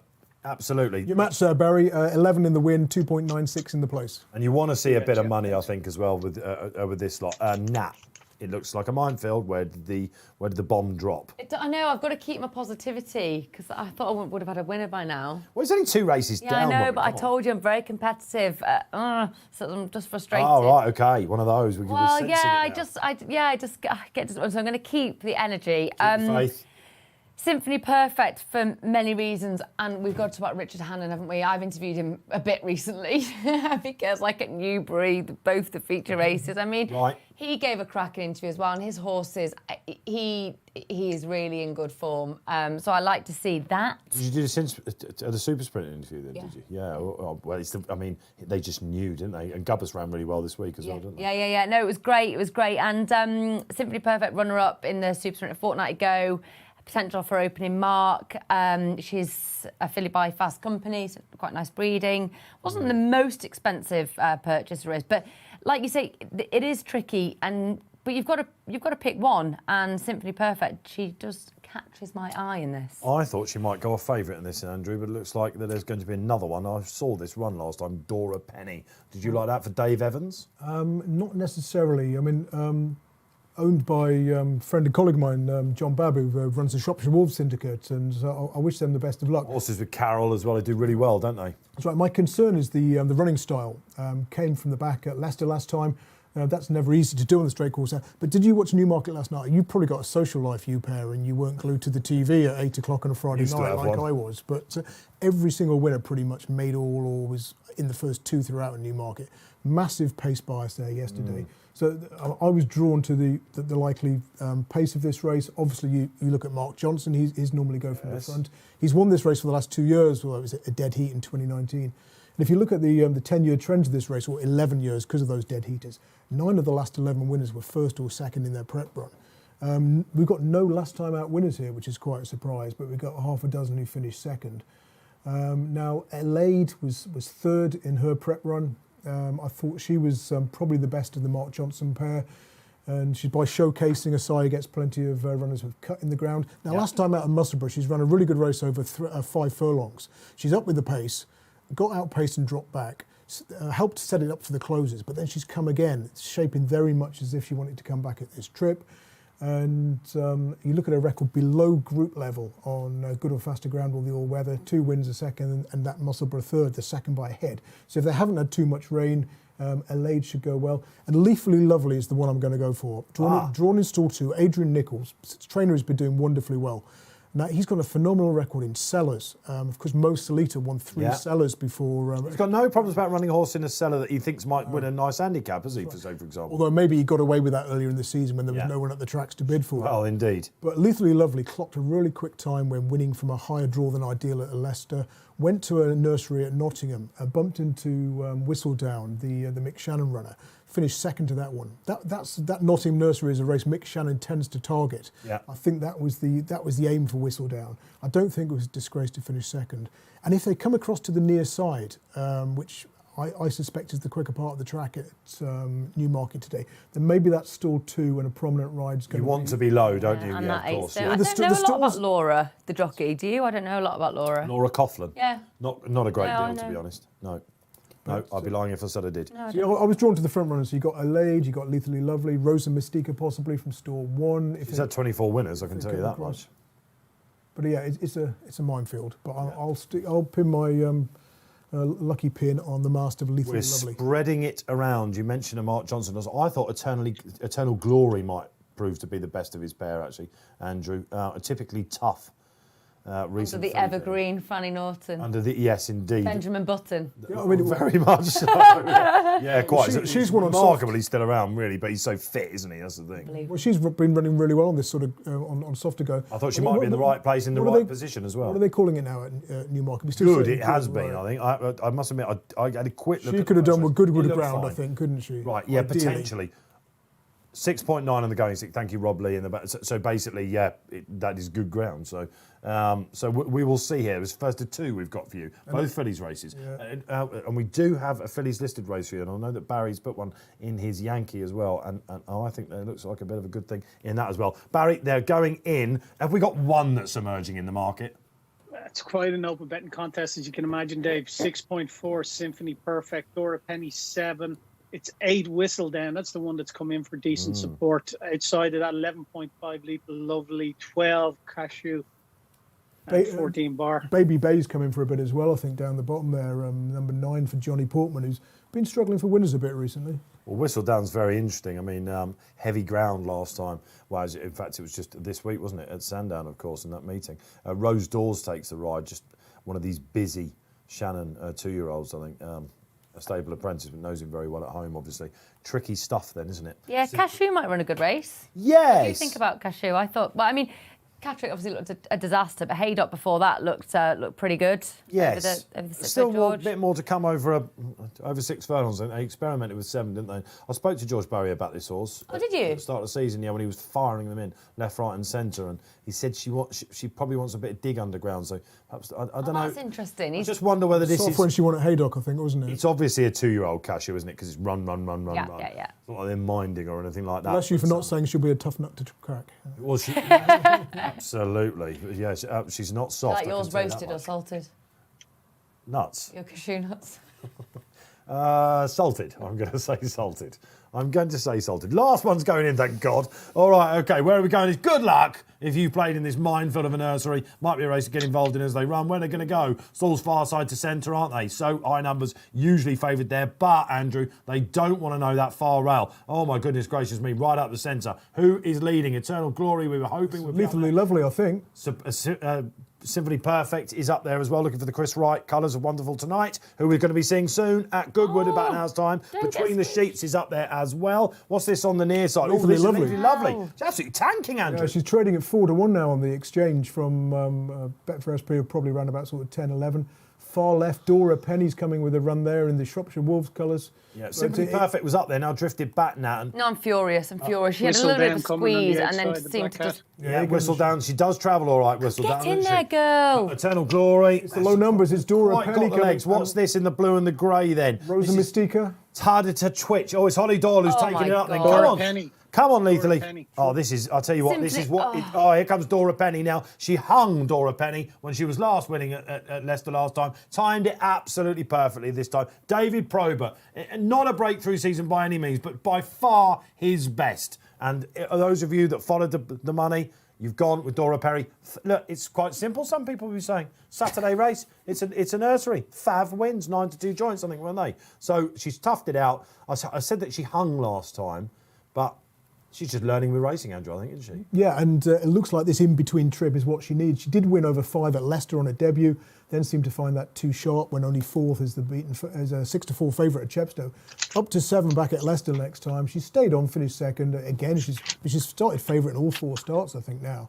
But yeah, well done to Shropshire Wolves and my radio colleague John Babb. I was working with him on Thursday and working with Stephen Powell, who of course does the race day presenting at Newmarket, and he was asking him about the weather, and I should have put 2 and 2 together and realised that they fancied her chances here. Makes you think about Rohan, doesn't it, of course, who was last seen in the July Cup there for Dave Evans, just winners all over the place. A horse, I think we can say that we'll have a bit more to say as a 3-year-old as well. Yeah, Dave Probert, of course, Sandrine is his big one, isn't it, this year? But he's been riding for loads of trains. He starts on the all-weather all winter and just winners all over the place. Another Andrew Balding jockey, because Dave It's exactly that. Absolutely. All right then, so there you go. Tally to Twitch on a belter. Rosa Mystica was the eye catcher back in 3rd. Let's bid farewell then to that tricky race at Newmarket. Then we can say good riddance. Furious, I am. Goodwood comes back. We're back on the round course, just 1 mile and 6. It'll probably be more like 2 mile 4, Barry, won't it? Who's going to go off favourite in the next? Let's get the market up. My best bet of the week runs in this. I'm going to keep the faith with the ground. It's My Frankel. Which one do you like, Barry? Yeah, My Frankel's favourite at the moment at 7.4 Prince Alex, 7.6 Urban Artist, New St. George is 13. That's a big negative. Addy is the one that I'll want to take on here at 8.6. It is at the moment in the win market. It was a non-runner a couple of runs ago because of soft ground in Haydock. The time before that, Mascot over 1.5 miles, just couldn't get through the ground. And I know it was a decent race. Quickthorn won the race, but stepping up again here, an additional 2 furlongs. I think he's for chalk here. So in the place market, I want to take him on. I want to take him on 4 places as well. So it's an additional place market. I'm going to take him on in. I'm going to look to lay him at what current price is he there, Andrew? Yeah, you have to go 2.48 to low him, 116 quid there waiting to be matched. But to back only 2.26. So there's a bit of a gap there if you kind of want to go in between it, say 2.38, 2.36, something like that. In the 4 place market, he's you can lay him at 2.48. Yeah, I'm happy to be a price taker here actually. So take 50 quid out of him at 2.48. Okay. There we are. All right. This is a big. You've done that, Barry, for a liability of 74 quid. Yeah. Shall we just get it out the awkwardness out of the way? Has anyone tipped him? Is anyone going with are they? No. All right. Okay. Do we have an our day backer, a head-to-head with a lot of viewers love their head-to-heads? Might be me. Okay, all right, Nat. What's the case for this chap then? Up to 1 mile and 6. Well, I've been really naughty and put 2 in this onto Victory, but a day as well because he looks to such a lovely horse. He looks such a nice staying type. 2nd at Goodwood on his debut, so has been it unexposed. Saw back up in distance. I thought was a positive, but you've all just talked me completely out of it. And now I've lost my confidence. Well. Yeah, OK. Look, listen, nothing wrong with that. Game of opinions, of course, in the John Smith Cup. He was right out in the car park, Andrew, wasn't he, basically? And they obviously think he's got, he's off 100, isn't he? Mr. Egan is on, David Egan, who we've already given a massive positive to at Goodwood. Simon and Ed Crisford doing really well at the moment. Were they the first of the trainer partnerships? Yeah, I think they were, weren't they? They were, weren't they, Barry? Yeah. And then, of course, the Coles followed. Now we've got Everyone's the Golsters. doing it. The Golsters. It's not perhaps They're really annoying, because if you're a systems geek like me and you've got the system saved as like Simon Crisford, you've got to rewrite out, the doesn't it? I thought Mark Johnson might do it, though, because like Charlie truly is. They do truly train together. Yes, I guess they will. Look, maybe it will happen. I think stables should just have numbers or Mark's names. not going to It doesn't matter who runs them, like football teams. Yeah. It doesn't matter who's in charge. Yeah, I guess so. Well, exactly like a director of racing type thing. So our day, Simon and Ed have had a winner here this week, and that is the tip for Nat then. I think he can still be ahead of it. Who was the other one? On to Victory. On to Victory. A lot of love for that chap. Yeah. The guys in the gallery like that as well. Tom Marquandon. Tom could do with a winner, couldn't he? He could. Tom the Pom. Both won my 4 and soft, stays won my 6. I just thought Kingy's horses also are in pretty good form, as we know. I say he could do with a winner. It's just at Goodwood, I mean, you know. Yeah. He had a double at Newmarket. Yeah. Kingy's horses are in rather good form, aren't They they? are. Yeah, what did you make of Trushan? Oh, my God. Well, obviously, that was my best bet of the week. I love that horse. You gutted that Stradivarius came out because you still think Trushan would have won and you got a bigger price. That's exactly what Dom said to me, actually. Exactly what Dom said to me. No, because there's a couple of horses I absolutely love, like Adea, obsessed with, Hurricane Lane, obsessed with, Trushan. It was just perfection. Group 1 winners then. Yep. Only go for the Group 1s. Oh, okay. So when you're at the ROR, are you like, I just want the ex Group 1 winners, please? I saw a picture of you, and someone sent me a picture. You do a bit of work with them, do you? At the retraining? Did they? So, yeah. I've just taken on another one. I've just taken on Federici. That's who it was. The ex. I've only had him. Ender Bolger. Ender Bolger, yeah, he's done flipping all sorts. Federici, cross-country races. Didn't fancy pointing, or has that been explored as well? No, because he's 12, and I think the whole point of me doing it is that to give them a really lovely, lovely, lovely afterlife. He's not the biggest of horses. He's got quite a light frame. Donald McCain trained him. Donald said to me at Utoxeter, do you want him? I was like, I'd love him. He's been round the national fences. This is the charity of choice this month as well. You know, this is Barry B's playing for. He's 16 hands and he jumps like a metre 50. He started off at Bolgers, didn't he? So yeah. He's a machine. So I'm so excited to get going with him. Okay, like I said, it is the July charity. So I'm sure was that on your Twitter recently? Yes. That was Federici. Yes, that was Federici. Okay, all right. So yeah, Nat does Little a lot with his Feddy. retired racehorses as well that we absolutely love. Love for the horse is a big thing in Australia, and we're getting up to speed here. Don't you worry about that. Okay, so this 2:30. Shall I go away with my Frankel now then?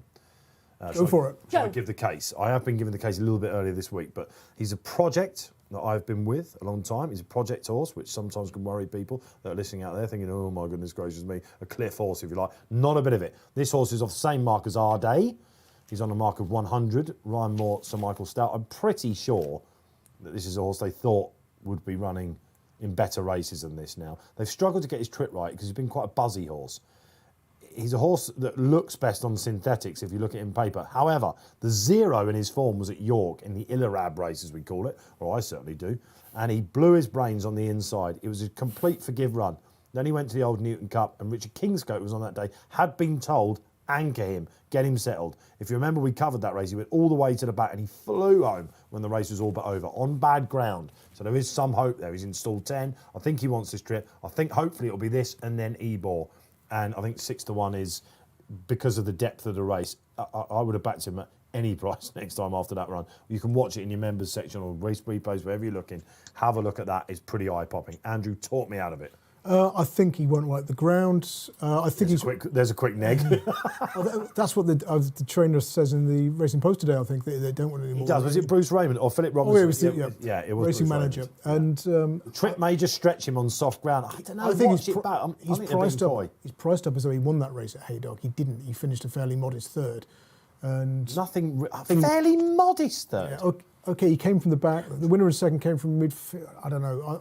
I don't think it's supersonic form. The fourth is the King horse who finished fourth has then gone to Ascot and run basically the same race and got beaten the same amount into fourth. I don't think you should be backing a horse like that at 6-1. I'm probably wrong. You wondered why we lost your phone number, Andy. You've lost it again now, haven't you? There'll be no text if my Frankel wins this. All right, so there I'll you probably go. have egg on my Pour face, cold isn't it? water on it. Sometimes you just see a horse, don't you? Think this is the race I think he should be turning up at. And I said he's brilliantly named this. If I had a Frankel, I'd call it my If Frankel, he gets chinned here, he could be a massive prize for his next run on fast ground. which could well be in the Ebor 3 weeks' time, of course. Which is, you just get the feeling that's going to be a real celebration of horse racing, of course, up at the Knavesmire, middle of August, holiday time, isn't it? All the crowds back, which of course they are at Goodwood. How have you found it with crowds back? Oh, amazing. I was at York. Better buzz, weekend. obviously, but Yeah. Well, York was quite cool because it was the music showcase. It was the Friday evening. Was it Rick Astley? And then the Saturday was McFly. it seems to be the same musical acts, doesn't it? There's a proper gravy train there, isn't there? True, but I mean, I think we were close to like 30,000 people. It was ridiculous. We were packed. It was amazing. Amazing. Massively popular race go, of course, though, that, isn't I it? thought you were going to go into a racing league rant when you started talking about gravy trains there. We've done it, my friend. We've done it. We've pretty much. The racing league's definitely divided opinion, very much so. But we sort of finished on a positive note with it. I actually heard from Tony Ennis, our own Tony Ennis, last night. He said that 5 furlong race, because it all starts with a 5 furlong, toughest race bar none I've ever done. He said, was there any love for it? And I said, well, yeah. I said mixed reports, basically. But no, we've got to give these things a chance, haven't we? Really, so. Got to give it a chance. Tell you what, I absolutely loved at York was the 5 furlong jump jockeys Nunthorpe. Jumpers Nunthorpe. Right, this, okay, can I tell you Range of styles on Can I tell you show. a really quick story because it is brilliant. I can't remember what the horse was called now. Anyway, Darryl Jacobs' ride. So I'm in the weighing room with them all, just egging them all on, like, hey, Darryl, look at this. Darryl's horse is in the pre-parade, bronking, farting, like, pop, really go for it. Darryl's on the shelf of the window at York in the weighing room, looks through the window at this, he's like, oh, Jesus, you got to be joking now, is that mine? And it was going absolutely nuts. Of course, got into the paddock. I think he came third. Did he come third? Ventura Express. Came it was third. tipped on this show, I seem to remember. Barry tipped it. Yeah, Barry tipped it. Barry, Finished calm as you like as soon as Darryl got on, but it was such a laugh winding him up. It's a bit of fun, isn't it, that? Yeah, Do you think we had a hoot. Yeah, and we do, of course, have flat jockeys going over the jumps at Lingfield in the winter and stuff, don't we? Yeah, they're not so They keen give on it a that, are go. they? Well, no, they're quite right. Would you be? Absolutely. And the Right, let's get Legends, of course, at Doncaster later. At the The Legends brilliant. race, of That's course, brilliant. which never was a form boat race, but of course is now. Okay, so conditions race. Let's see who's out there then. Who comes and joins us? Chris Timms comes back on. Yes, Ooh, fresh yes. as Mr. Wagyu, and says, Urban Artist, on to victory, both out, good course form, love the soft ground as well. Yeah, Urban Artist, Andrew, rarely puts... Did you want to jump in? No, I agree. Now you've all put me off a day. My pick, Urban Artist, would be the more I'm looking at Sonslaw's Urban the Artist. biggest thing in punditry and betting. That's just to let you know, don't jump ship. No, I'm going to stick, but I'm Next just saying. social, let's get it in before we get a word on Urban Artist. Yeah, she's a classy sort. All over our day. Natalie isn't the only one. There you are. Thanks, Frizzy Frizzy Red says Reds. that. Okay, yeah, absolutely. All right, Urban Artist. I think the key is the running style. If he makes the running as he has done the last twice, he's going to be vulnerable. He's going to be towards that inside rail from stall 4. Where Sex is right, Andrew. It's a she. I beg your pardon. Gotta get it right in this Where day and age. she, We'll be cancelled. I should know better because I was pulled up for doing that on a preview I did a couple of days ago. But if she makes the running, I think she's vulnerable. The plus side is that Oisin Murphy's back on board. When he last rode her 3 runs back and they finished second in a big field, he held on to her for a little bit longer. Oisin and Hughie Morrison is a tried and tested method, isn't it? So I wouldn't put you off is the short answer. Well found in the market for sure. So, and as for On to Victory, that's one of 2 I've tipped up in the race, the other one being Rhythmic Intent. They finished 1-2 in the November handicap last year. So I've done the forecast as well, thinking maybe they can do the same thing again. Now, On to Victory hadn't raced on the flat since the November handicap until running second to Hookham over a mile 4 in a listed race here last time on soft ground. That was an excellent effort given how progressive that winner was. And OK, he's £5 higher than when last winning a handicap, but I think he's progressed since. That listed second suggests it. I'd say Rhythmic Intent as well, back up in trip. Didn't like the 10 furlong trip at Sandown last time out. Goes really well right-handed, goes well at this time of year. His record in July or August. Here we go. On good to soft or softer going, first, second. Second last time out over a mile 2, which is obviously on the short side. This is Rhythmic. Yeah, this is Rhythmic. So I've gone each way onto victory, each way rhythmic, done the reverse forecast. This could be a very expensive race for me or a lucrative one. I think Paul Keeley is hoping that the rhythmic intent goes very well. I think if you'd have said to the connections, 1-2 November handicap, Doncaster last November, we're going to go to Glorious Goodwood, you wouldn't be too far off these sort of conditions, would you? No. Absolutely ideal. So there's a little tip. And Hugh Masson comes back on. I like on to victory in the 4-place market, 2.6. Don't know if he's well handicapped enough to win. That's an interesting question, Hugh, isn't it? He's 104, isn't it? And you would think that he's not a gimme handicap mark. But as we saw with Mr. Wagyu, if a horse just runs its race while others flail and with the conditions they don't like, sometimes you can run to your mark and win, can't you? Yeah, and it's a case of will he handle the very soft conditions? Yes. Is the stable in form? He's drawn high, which I know mile 6 we wouldn't normally be talking about the draw. But if it's a case of coming late and wide down the middle of the track and steering clear of that far side road, That's on, isn't it? Well, they tried that on day 1, didn't they? In that opening 10 furlong handicap, 2 of them came across Sky It was Defender. a bit of a red herring, wasn't it? And the Mute Horse. And Yeah. Immediately they shortened up massively in running, and then they've sort of finished in mid-division. I thought they ran all right, actually, considering the other SP. Given their prices. He looks very good as well in pictures. Does he? Rocco Gibraltar, yeah. Yeah. Looking at standout. And it's Stuart Williams' birthday today as well. So. Oh, is it? People Urban like Artist, those things. she looks on her toes. She looks quite fresh. Any others you've seen? On to victory, I thought looked absolutely superb in the preliminaries. In our that's the sort of 2 I'd look at. Urban Artist, to me, looks fit as a flea, but she just looks pretty wound up, shaking her head around. Lots of well-known Sassy. horses. Right, okay, yeah. We should mention Prince Alex as well. Yeah. Because it's quite a Lined again. I just lined up. And one of my systems is backing horses who move from Michael Bell to Rafe Beckett, because the name of the owners forget me. this is the flip-flop. Escape me, but they've done a whole load of that. Ammo, yeah. But they've gone the other way around this They one. spend some money. Yeah, that's interesting, isn't it? Yeah. Moved it away from He has Rafe. only 3 horses have moved from Rafe Beckett to Michael Bell before. This was a 1-1-1-1-1 freak, wasn't it? As a 3-year-old, he won. What about last year's winner? Hochfeld. A Hochfeld. massive price in the exchange. The ground gone from 42. Yes, that's it, Barry. Absolutely. He was a right old eye catcher in the Chester Cup. And I thought, right, Hochfeld's going to come good again soon. He just, I think the Urban ground- Artist gone favourite now at 6.2 ahead of Mike Frankel. It looked like it was going to be Mike Frankel all the way, but he's out to 8 now, Mike Frankel. On to victory is 9 from 10.5 and 11. So he's come in for decent support now as well. But looks like Urban Artist is the one they want to be with. New St. George really negative 12.5. 9.4 Prince Addicts. Ade was out to 10. Natalie at one stage is into 8.4 now. So a little bit of support for that. And further investments or future investments is 9.2. Okay. Trainer. I think that's Natalie's money, isn't it? Shortening it. Well, evidently. The trainer of Nuit St. George, we're half an hour away from Wonderful tonight. Amazing stuff that's going to be. He was really, by his own standards, Mr. Manouzier, he was pouring cold water. He said, I don't want to sound like a wet blanket, but he's got a career high mark. I don't fancy him that much, and the market has reacted.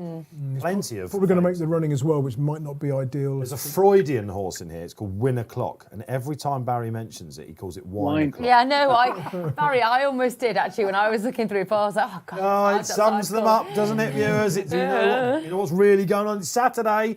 They'll soon be at the bar, and quite rightly so. Barry deserves it this week, let's say that. But it would be typical if Barry, it was going to win this, Barry, without you being on it. So, all right, good luck wherever you're playing.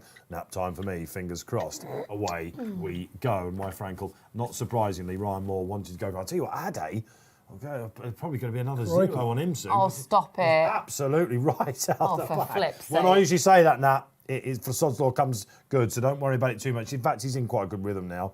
And up front, not surprisingly, he stays all day. Nuit St. George was David Manouzier putting us away. He's gone right to the front. Urban Artist up there in second, as Andrew said she would be. Hochfeld, another strong, stout stayer. He's in third. Win O'Clock, nearly did the wine myself there, is right up there. Lovely position on the inside. Very keen. Pipey's have got a runner in this, of course, for Caroline Tinsdale. That's Lady Killer. We don't know much about her, but Adam Kirby is having his arms pulled out on her at the moment. Yeah, wind up.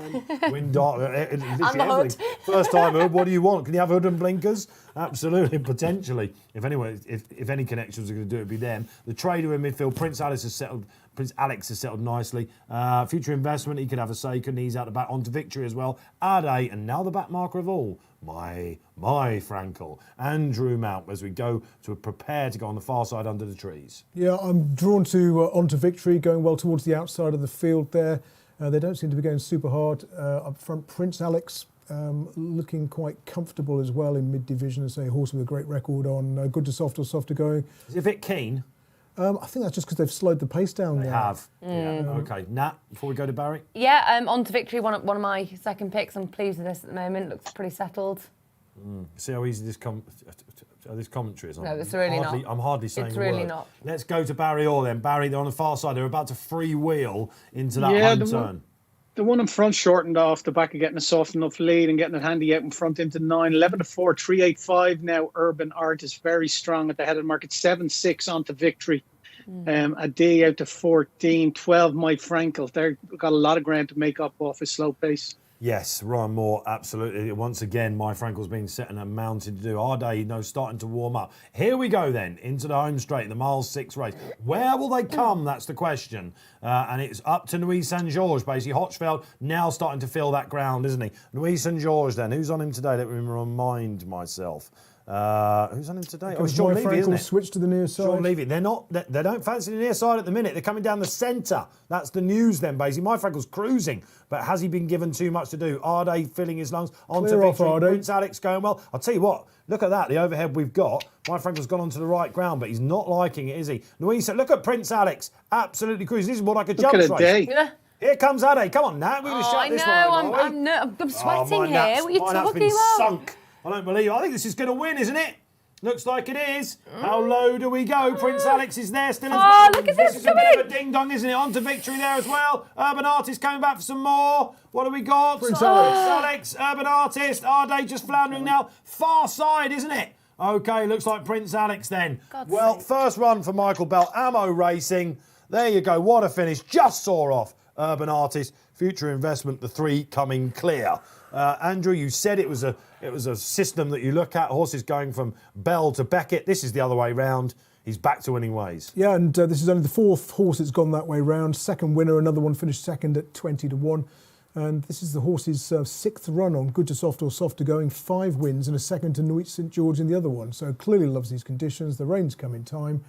And it's come from off the pace, as has Future Investment, the Rafe Beckett runner, who did really well to finish. We'll mark him up then, shall we? Definitely. Did well to finish second from off the pace. I mean, you'd probably mark up the performance of Urban Artist, who's on the front end throughout. And you look where, the other front runners, where Nuit St George's finished. Extremely tough. She started off in bumpers, didn't she? That was a really good performance from Urban Artist, wasn't it? She Yeah. did really, really well there. A few of these will be looking towards that November handicap. They didn't know where to go, did they? They didn't know where to race on the track. Look at her here. She wants it, that's for sure. She just... It's weird, isn't it? We thought they'd all come maybe stand side. You never know with jockeys, of course. There's almost like there's a fresh strip. My Battleship sunk, unfortunately, Barry Orr. Let's go to you then, Barry. It was a slow motion finish. Prince Alex. They knew from some way out. Urban Art? No, definitely not. Urban Artist hit a low 1 to 10, 109 for £4, but 1.10 for 738 quid. Your winner hit a high of 16.5. Interestingly, the Urban Artist had a Betfair SP of 5.45, so really well supported at the finish. But yeah, 15 for 14 quid, a high Prince Alex.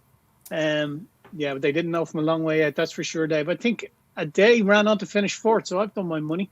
Every time, snuck into the 4th then. Some people knew. I think he did, yeah. Okay, we'll get a look on that. Every time I kept looking at the screen, Barry, he was really low, Prince Alex. That's why they latched onto him. I suppose there was that neck and neck. She was very game on the inside. Ebor for Prince Alex. Is he in it? I'm assuming he is. Barry, we've got quotes. So 14 from 25 for the Ebor. 14. Right, that makes a bit of sense. Is it ground dependent, Andrew, probably? Yeah, you'd think so. And again, with climate change, British weather, you no idea what you're going to get nowadays, have you? Did you give Arde a squeak there in that? He went to York for the John Smith's Cup. He's probably not liked the ground as much as the others. He was on the wrong part of the track, or? Well, I suppose, like you say, it depends on the weather, what happens. I mean, yeah, you get a squeak, but would I say I'd really fancy Arde in it? That'd probably be a no. But would you give it? I mean, yeah, because look, also, let's think about racing as a whole as well. Yeah, if you were the owners, yes, you'd give it a squeak, wouldn't you? Because you'd want to go. What price future investment, Barry, for the e-ball? Can I throw you that curveball, please? Because he really. I'll get it for you now in a minute, Dave. I just need to get this out first. No problems. I will get it for you. Okay, so the 3 came clear there. Well done. Who was on Prince Alex? First run for Michael Bell. Ammo Racing. A quick word for them. I think the leading 2-year-old owners, weren't they? Certainly going into this week. And they had the second in the Derby with a maiden. They're sort of emerging force, aren't they? Yeah, or George Bowie. Ross O'Ryan is their top jock, isn't he? Of course. Who rode that chap? Ross O'Ryan. Yeah, of course it was Ross, absolutely. So deflated I am with my Frankel. But we are going to light up Goodwood, aren't we? The next 2 races, I think we can say, are going to be absolute treats because we've got the Lily Langtry coming over the same course and distance. Wonderful tonight. Could we see?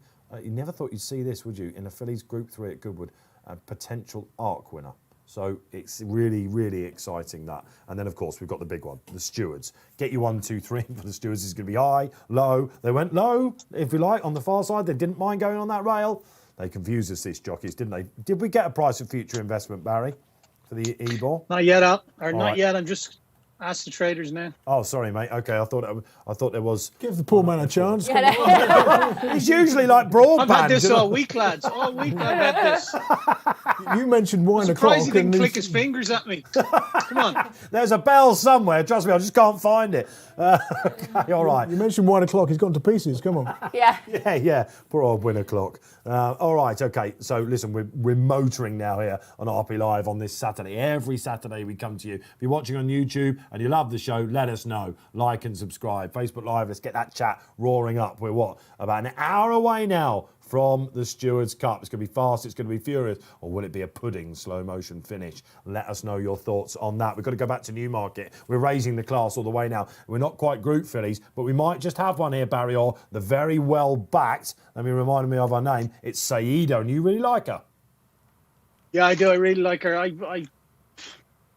She was a 4-to-1 chance when we first went up with this race. She's into 2-to-1 on the exchange now. She's really, really strong, but yeah, she's a course and distance winner last time out off 85 in a Fillies handicap. I just like the way she put her head down. She really pinned her ears back and fought back. She was just kind of headed just for a couple of strides, and she just showed a really, really good resolution. The big thing for me here as well, the 3-year-old Fillies get the £11 weight for age, which I thought was massive.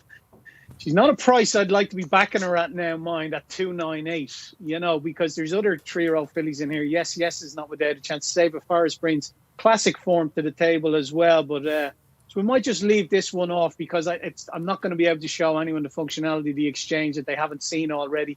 I was hoping to back her at a bigger price and maybe trade out in running or something, but 294 is plenty short for her now, but I'll definitely cheer her home. Most likely winner then for Barry, or most likely winner for me as well. My worry about her when I saw the 48-hour decks, when I was looking on Thursday at this Newmarket card, was that there might be a bit of rain. She, of course, is a course and distance winner. She is a sister or a half-sister to Massar. Half-sister, yeah. Half-sister to the Derby winner. So look, she wants to be running in at least these races. She's probably taken a while to just mature, hasn't she? But she showed battling qualities, as Barry said last time. Thought this was one of the more obvious ones of the day. Quite like portfolio for Sir Michael Stout, but has got to prove it over the trip. And yes, indeed, 3-year-olds have won 4 of the last 6 of these, so I'd be surprised maybe if the classic generation didn't come out on top. I'm going with the boys in blue, James Doyle. Charlie Appleby having a great week. Nothing original there. Nat? He's great, isn't he, Charlie Appleby? Flipping it. Will he be considered one of the masters, do you think? I think he is. I really, really think he is. Some find that, wasn't it? He is, and this is absolutely a worthy favourite. But taking away the favourite, so we give something a bit different. I do like Save a Forest in this. For Roger Vary and Cam Shepherd. Rog. First time put cheap pieces. For the Rog, reaching for the cheap pieces. As we said in Classic, against Snowfall, which was, she's just... Talk about ARC winners, yeah. It's likely one, isn't staggering. But also, don't think the ground will be a problem. I like her breed in this filly. Again, the 3-year-old filly by Kingman. I think she's got a huge shout in this. Save a Forest, but it is hard to get away from the Fav. I interviewed Roger Varian just before she was about to run in the Oaks, and he said she will surprise a few. Yeah. I think obviously 4th. Yeah. Albeit beaten a long way, but I think the cheap piece is an interesting move. This is obviously quite important for her potential value, isn't it? Yeah, and I think this is important, and I think that Roger will be wanting to do well in this race. He will be wanting to get a good bit of form in it, and obviously this is down in grade, let's be honest. Yeah, well, it's quite a steep drop. Yeah, absolutely. But She was beaten by Sherbet Lemon, wasn't she, in the Lingfield Oaks trial? That one has had a few chances since. Holly Doyle back on for Archie Watson. OK, so it's Savour Forest, which is ironically named with you, isn't it? I'm using every page. I'm using every page. You think about it on the train on the way down. A bit of comedy there. Do you know on the train on the way back, she's going to rub them out because they're all in pencil. Yeah, so she can use that again. Save a pound. Do I like doing, though? Keeping them, because look, if I turn to the front, Bolshoi Ballet, because I know, Tim used to be. I can only imagine what you do when you go on ITV. It must be like a wedding dress with a train behind you, just paper. Just like, here she comes, no naked flames, anyone. Up she goes. So save a pound or save a forest. But Nat Green, Andrew Mount, bring it back. The one I fancied, Invite, is a non-runner, unfortunately. Was due to make her debut for Andrew Balding. The interesting angle about this race, and normally at Newmarket I'm looking for front runners, but there's 4 of them in a sort of 9-runner field. You've got Dabiar from stall 1, Portfolio from stall 2. I thought might have been flattered by making the running here last time. Quen Eldor, Salsada. All I think they're going to do is set it up for Barry's pick, Saida, and I'm going to weigh in with him. I mean, she was so green first time out and second time out, and went second at Nottingham. She's improved leaps and bounds since. She's going to love the strong pace. Savour Forest will enjoy the strong pace as well, but I do worry about the cheek pieces angle. He's Roger Varian in first time cheek pieces, 8 wins from 97, 8%. Only Andrew would know that off the top. It would take me a while to cheat and click and all that stuff. He's probably like, please ask me about that. He's almost 70 quid down to a £1 stake with his first time cheek piece run. And he's just absolutely nailed me out the park there, isn't it? Listen, I'm still reeling from But he is. She will have the race run to suit, and she is getting to a backable price now. So absolutely, I can't. There's an Irish red I want to ask Barry about, but let's do it after some socials. What have we got coming in? Iron Smiler joins the Joneses. Only back in 2 today, and here's my first. OK, Sherbet Lemon is well overpriced here. Under the Pocket Rocket, which of course you mean is Holly Doyle. Holly Doyle. Yeah, the brilliant Holly Doyle. We could just go and bring. We should have brought the cardboard cutout of her. There is a cardboard cutout. And she could have sat chill next to me for the day. I wonder how she would feel about that. Yeah, it's almost life size. In fact, I think the cardboard cutout is taller than Holly. Actually, we've got a cardboard cutout. Would you believe it? In the race, we should have brought her in. What do you use the cardboard cutout of Holly Doyle for? Well, actually, I think it was like a Great British Racing thing or something like that. I don't know exactly what it is. The boys in gallery will probably tell me, but I'm not sure. But since the pandemic, she's just sort of been sitting there waiting to be unveiled, I think. So I don't know. There's hardly anyone in this office, like in comparison. Maybe September that will change, hopefully. All right. So Sherbet Lemon then. For Iron Smiler, like it a lot. Can go from the front, but will she do so again, or will she take it? If she wedged pieces as well, didn't she? If she sits in midfield and tries to come with a late run, I can see her being in the front. If Savour Forest is 6s and she's 20s, that does seem a bit funny, doesn't it? We've got one more out there. Reminder. Oh, that was it. Okay, a reminder to download the app, of course. Don't forget you can do that on the App Store, the Google Play Store. I tend to say that quite a bit. Don't forget, of course, there's a members offer out there for you. You've got until, I think, tomorrow, the end of play tomorrow, you get 20% off. Type in Goodyear on registering. If you're not a member and you want to do so, 20% off. Great offer anyway for the year, but type in Goodyear when you do it, you get absolutely everything. If you want to get technical like the professor at the end there, you need it. And of course, it's the replays that are so important. If you watched the replay last time, Saida, they've saved her for this, Barry. What price has she gone now? She's 284 now. She had gone into 286 or 268 at one stage, 27 around that mark. She's 286 now, heading back out towards 15 to 86. Yes. 86 Savour Forest, 68 Portfolio. So that's a few quid knocking around for that.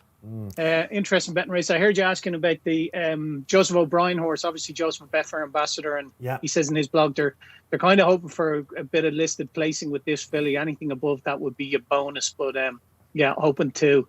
It ran well under Brian Gleason's son. Rode his first winner in Bellewstown on and went out and made all.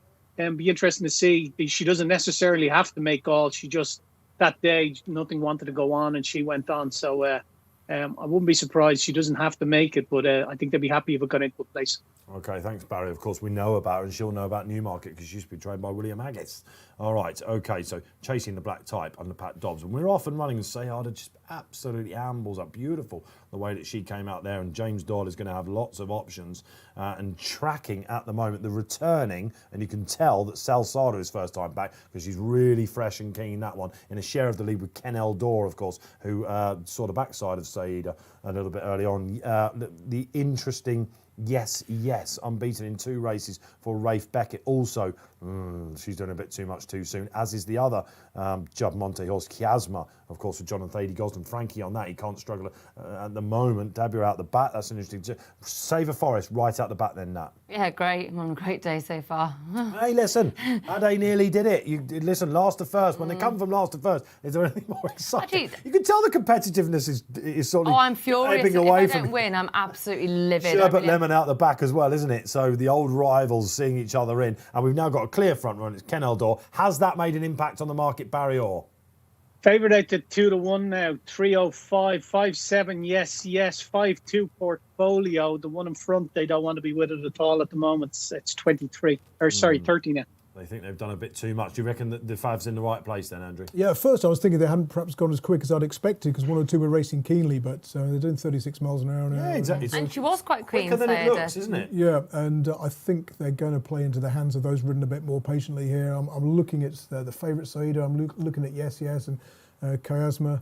Portfolio for Her Majesty, course winner, but will she see it out? Yeah, and they're all coming. Don't think so. Coming down the middle in one group, and I think will someone switch more Favourite towards out the to 7-2. side? Wow, yeah, the Fav's just been shaken along a little bit, Yeah, isn't it? she Okay, is. it's Portfolio because she's absolutely cruising at the minute. Woo, knife through butter. Michael Stout's got a great record in this. Save a Forest trying to wind up on the far side. Not out of this at all. Will she Come on, stay? Doyle. That's the question. Yeah, the that's what turbo. she did last day. That's Yes. all she did last day. Is she on the- Grinding it. Okay, she- what do we got? It looks is she now on the she's going on. first Save a This is Forest. what we want to see. Come on, Nat. It's between us, isn't it? I Save a think. Forest is Oh on. no, we're going to lose this. I can't believe it. Here she goes. She's got a Come winner on, on the just board. get She's with it. gone all the way out. She's going to be outstayed by Save a Forest. You can see there going low. There's the Magic 101. Portfolio rallying all too late in the day. Saida run her race, but no. Oh, now you're back. Here we go. All doom and gloom, wasn't it? Looking at the clock, thinking, when's my train? And fickle Natalie Green, we'll have to call her. Oh, I'm happy now. I'm happy now. I'm Full happy now. form. Barry, we got a sniff, didn't we? Saida, she went big. She came in, outstayed. Yeah, 2's on. She traded at a low of 72 quid at that. Again, 248 quid at 151. Portfolio traded at 1.75, would you believe, as well, for around 63 quid. Save a Forest, your winner, hit a high of 15 for 9 quid. Wow. That must have been early on, I think, Barry, wasn't it? I mean, doom and gloom merchant. I know, I wasn't I? Never get involved in the trading, I would say. No, exactly. Leave that to the hubby. Can you imagine me? I'd be She absolutely... laid all the 15 after a furlong. That can't went from there. In all seriousness, Andrew, you've got to be... Cool. You've got to lack emotion, haven't you, to Yeah. do that job? That's I not think. me, is it? Or you? No, definitely not. Definitely No, not us. We'd be awful. Saida, I mean, gosh, she has got a bit of tenacity about her. I still love her, but I thought she was a bit too keen, the favourite, to begin with. She was. If you look back, she really was. She was taking a proper pull. It's another snowfall tick as well, isn't it? Another handsome compliment to Snowfall. Yeah, I was Wow. about to say that thing. How good is she? Beating out of sight in Epsom. I mean, Yeah. What price is she, remind me, Barry, for the Arc on the Sportsbook at the minute? 7-2 the last time I looked. That's the sort of price, isn't it, guys? The 7-2. We're sort of looking now. They're not all going to turn up, unfortunately. It just doesn't happen. No. Rarely happens these days. And Hurricane Lane, Adiyar, name you. because I mean, it could... Wonderful tonight, we're yeah, about I to. mean, it could be like, wow. Well, this is the But it problem. won't, 3-1. though, Dave. Yeah. When are all the We ones always have 3-1. this, don't We're we? about to see another 3-1. Arc filly now, actually, Dave. It's Yeah, a nice segue for you. There you are, Barry. Thank you very much. What price is wonderful tonight, firstly, for the Arc, Barry, before we go on and 8. check her out now? 8-1. 8-1. And that is on the back of her Hardwick success. Shall we please get the market up? There's the Betfair SP, Natalie Green. Can't keep a good woman down. That was a nice price in the end on the Betfair Exchange, wasn't it? Lovely, jubbly. Save a Forest for Rog Varian then. She's had a very good week. There you go. Wonderful tonight there. The she is. Rog. Well, this Barry Orr was always going to be about what sort of price. I have to say, I thought she'd be lower. I thought she'd be lower than 170. Yeah, so did I, considering the ground's definitely come for, and Golden Pass, the horse I was fancying, and it has been taken out because of the ground. So there's 2 non-runners in the race now. And in the without market, Alba Flora is currently 2.92, and that was going to be that's my next best pick in the race. I thought the favourite would take a lot of beating in it. And I wouldn't be opposing her in the win market. But I think in the without market, Andrew, at 2.9, Yeah, 2.92 at the moment. 2.92. We set our own price here. We look back at 2.98. We want to have 50 quid on her at 2.98, Alba Flora. I think out of the rest of them, she's the best form coming into this. I can't have Divinely, Believe in Love. I think there's a doubt about it on the ground. Tribal Calf, I can't have either. Okay, Barry. I think the favourite will win. Into 2.88 now. You're first in line pretty much at 2.98. Then there's we'll leave it there gap for a to minute and judge it 3.1. as we go along. We've loads of time. All right. This is the wonderful tonight. Lily Langtry Stakes. We're all talking about like she's already won, but she could have run in the King George last weekend. She was in until the ground started drying up. In contrast to what she got in the Hardwick Stakes, and I mean, he toyed with entering in the Eclipse as well. A lot of said about that, of course. She's a filly of we think that needs the ground soft. The Hardwick form's worked out rather well, and. Did we think she'd turn up here? Everyone, your initial thought when it's 1 mile 6 on Bad Granny, thinking, oh, not sure about that. But of course, she sprung to prominence, if you like, when winning over a mile 6 in France. Stamina, 0 problems whatsoever. She's giving upwards of £3 to her rivals. But David Manuzzi, in contrast to Louis St. George, who sank without sight in the previous race, he's very, very bullish about her. Every right to be, yeah? Yeah, every right. I mean, in the Irish Oaks, I did the forecast, so Snowfall chased home by Divinely. Thank God for me it worked out, because Divinely was 10-1, so actually it didn't work out. I mean, you could almost actually do Wonderful Tonight, Alba Flora, Divinely in this. Yes. If you were feeling punchy. You were talking about the forecast. Look at you, you're right back on form, aren't you? Imagine if that hadn't won the previous race over Forest. I'd been on the train. She's just had another coffee as well. We've been talking amongst ourselves, Andrew. All right, fair enough. So this wins, right? Wonderful Tonight. Are we all unanimous in that? I think Andrew, she should win, don't you, Ange? She should win. When I looked at it yesterday, I was thinking, well, she's had 3 runs on officially good to soft or quicker going. She's got beaten every time. The rain that's come, the state of the ground, I think she'll win now. Yes. Yeah. I'm struggling to oppose it. Yeah, very much so. And William Buick, of all the rides he's had this week, you have to think this is one he's absolutely been waiting for to crown the champion jockey of the week. So, second place we're talking about. It was a point of conversation between you both as I walked in the office today. Who did we come down on top of with Barry? Are we on this? Alba Flora. Yeah, I was going to just take when there was an each way shape to the race with 8 runners. I was going to go for McAwee each way, just because of her course form. 2 runs here at Goodwood, a win in a short range second. The ground's probably a bit slower than ideal, but I thought she's just going to be ridden patiently and just be ridden for a place. Yeah. And she might get beaten 10 lengths into third, but you'd still draw on the each way part of the bet. And Cabaletta as well. Wears the visor for the first time. A negative stat for Master Craftsman Offspring. Interesting. But she tends to finish her races well, and Roger Varian was quite bullish about her. Second in the race last year. Yeah, although it was a 3-runner race, I think last year, wasn't it? It was. Very I put her up last time in the Lancashire Oaks, and I thought for a long way, like I was going to knock a massive price out of the park. She's a bit of a thinker, hence the switch to a first-time visor. But Dave Egan, I think, will be looking forward to riding her, because it's a bit of a free hit, this, for her. There's no pressure on her now. Everyone thinks she's got too much thinking to do in the business. I mean, Alba Flora is the solid without the favourite. Because I'm not totally convinced about that. I might well be wrong. She spread a plate, apparently, went 5th to Wonderful Tonight at Ascot last time. Now, you look at their prices that day. It's interesting, that. Wonderful Tonight was 5-1. Alba Flora was 13-2. They were pretty much, the same price for that Ascot race. Now here they're, like 11.08 on, 1.74 on the machine, 5-1, 6.0 on the Betfair Exchange. She slammed Tribal Craft in time before it reopposes. So if you forgive that, say she spread a plate, she might have been closer, but for doing that, she'll love the ground. You can give her a good chance here of, running the favourite close. You think this will come second, Alba Flora? I'm going to go for that because of the rain. That's put me off McAwee. I can see McAwee or Cabaletta maybe finishing 3rd, but I think they're going to get beat by Wonderful Tonight. Yeah, McAwee's not the worst. I was really keen on McAwee at York, and I interviewed David O'Mara. Yeah, and I think he was a bit disappointed, actually. She normally goes well there, doesn't Yeah, she gets 3rd. Was she 3rd? Have you seen it? I think she was 3rd. Yeah, she was, yes. Red Verdon, Frankie was on Red Verdon, that was 2nd. Roberto Escobar, That's it, Roberto Escobar was the winner.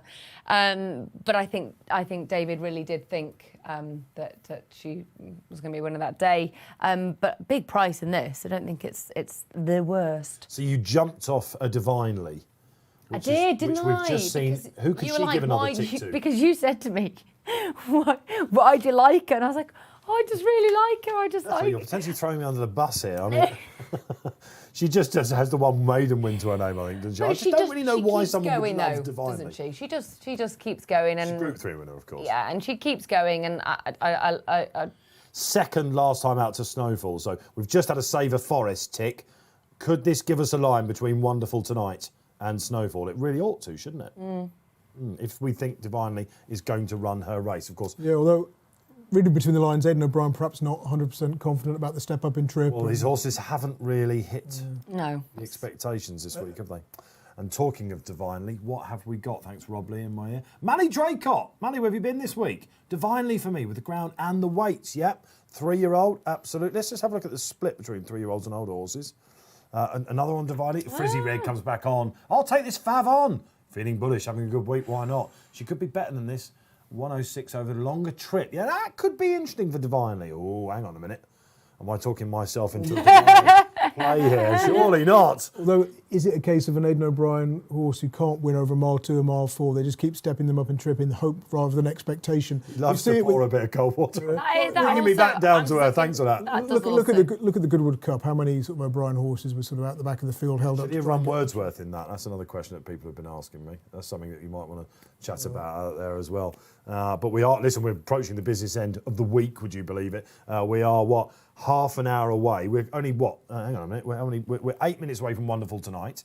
We are therefore around about 40 minutes away, aren't we, from the biggie, the Stewards Cup. We're going to have a bit of chance to chat Dave, between this. Do you believe in love?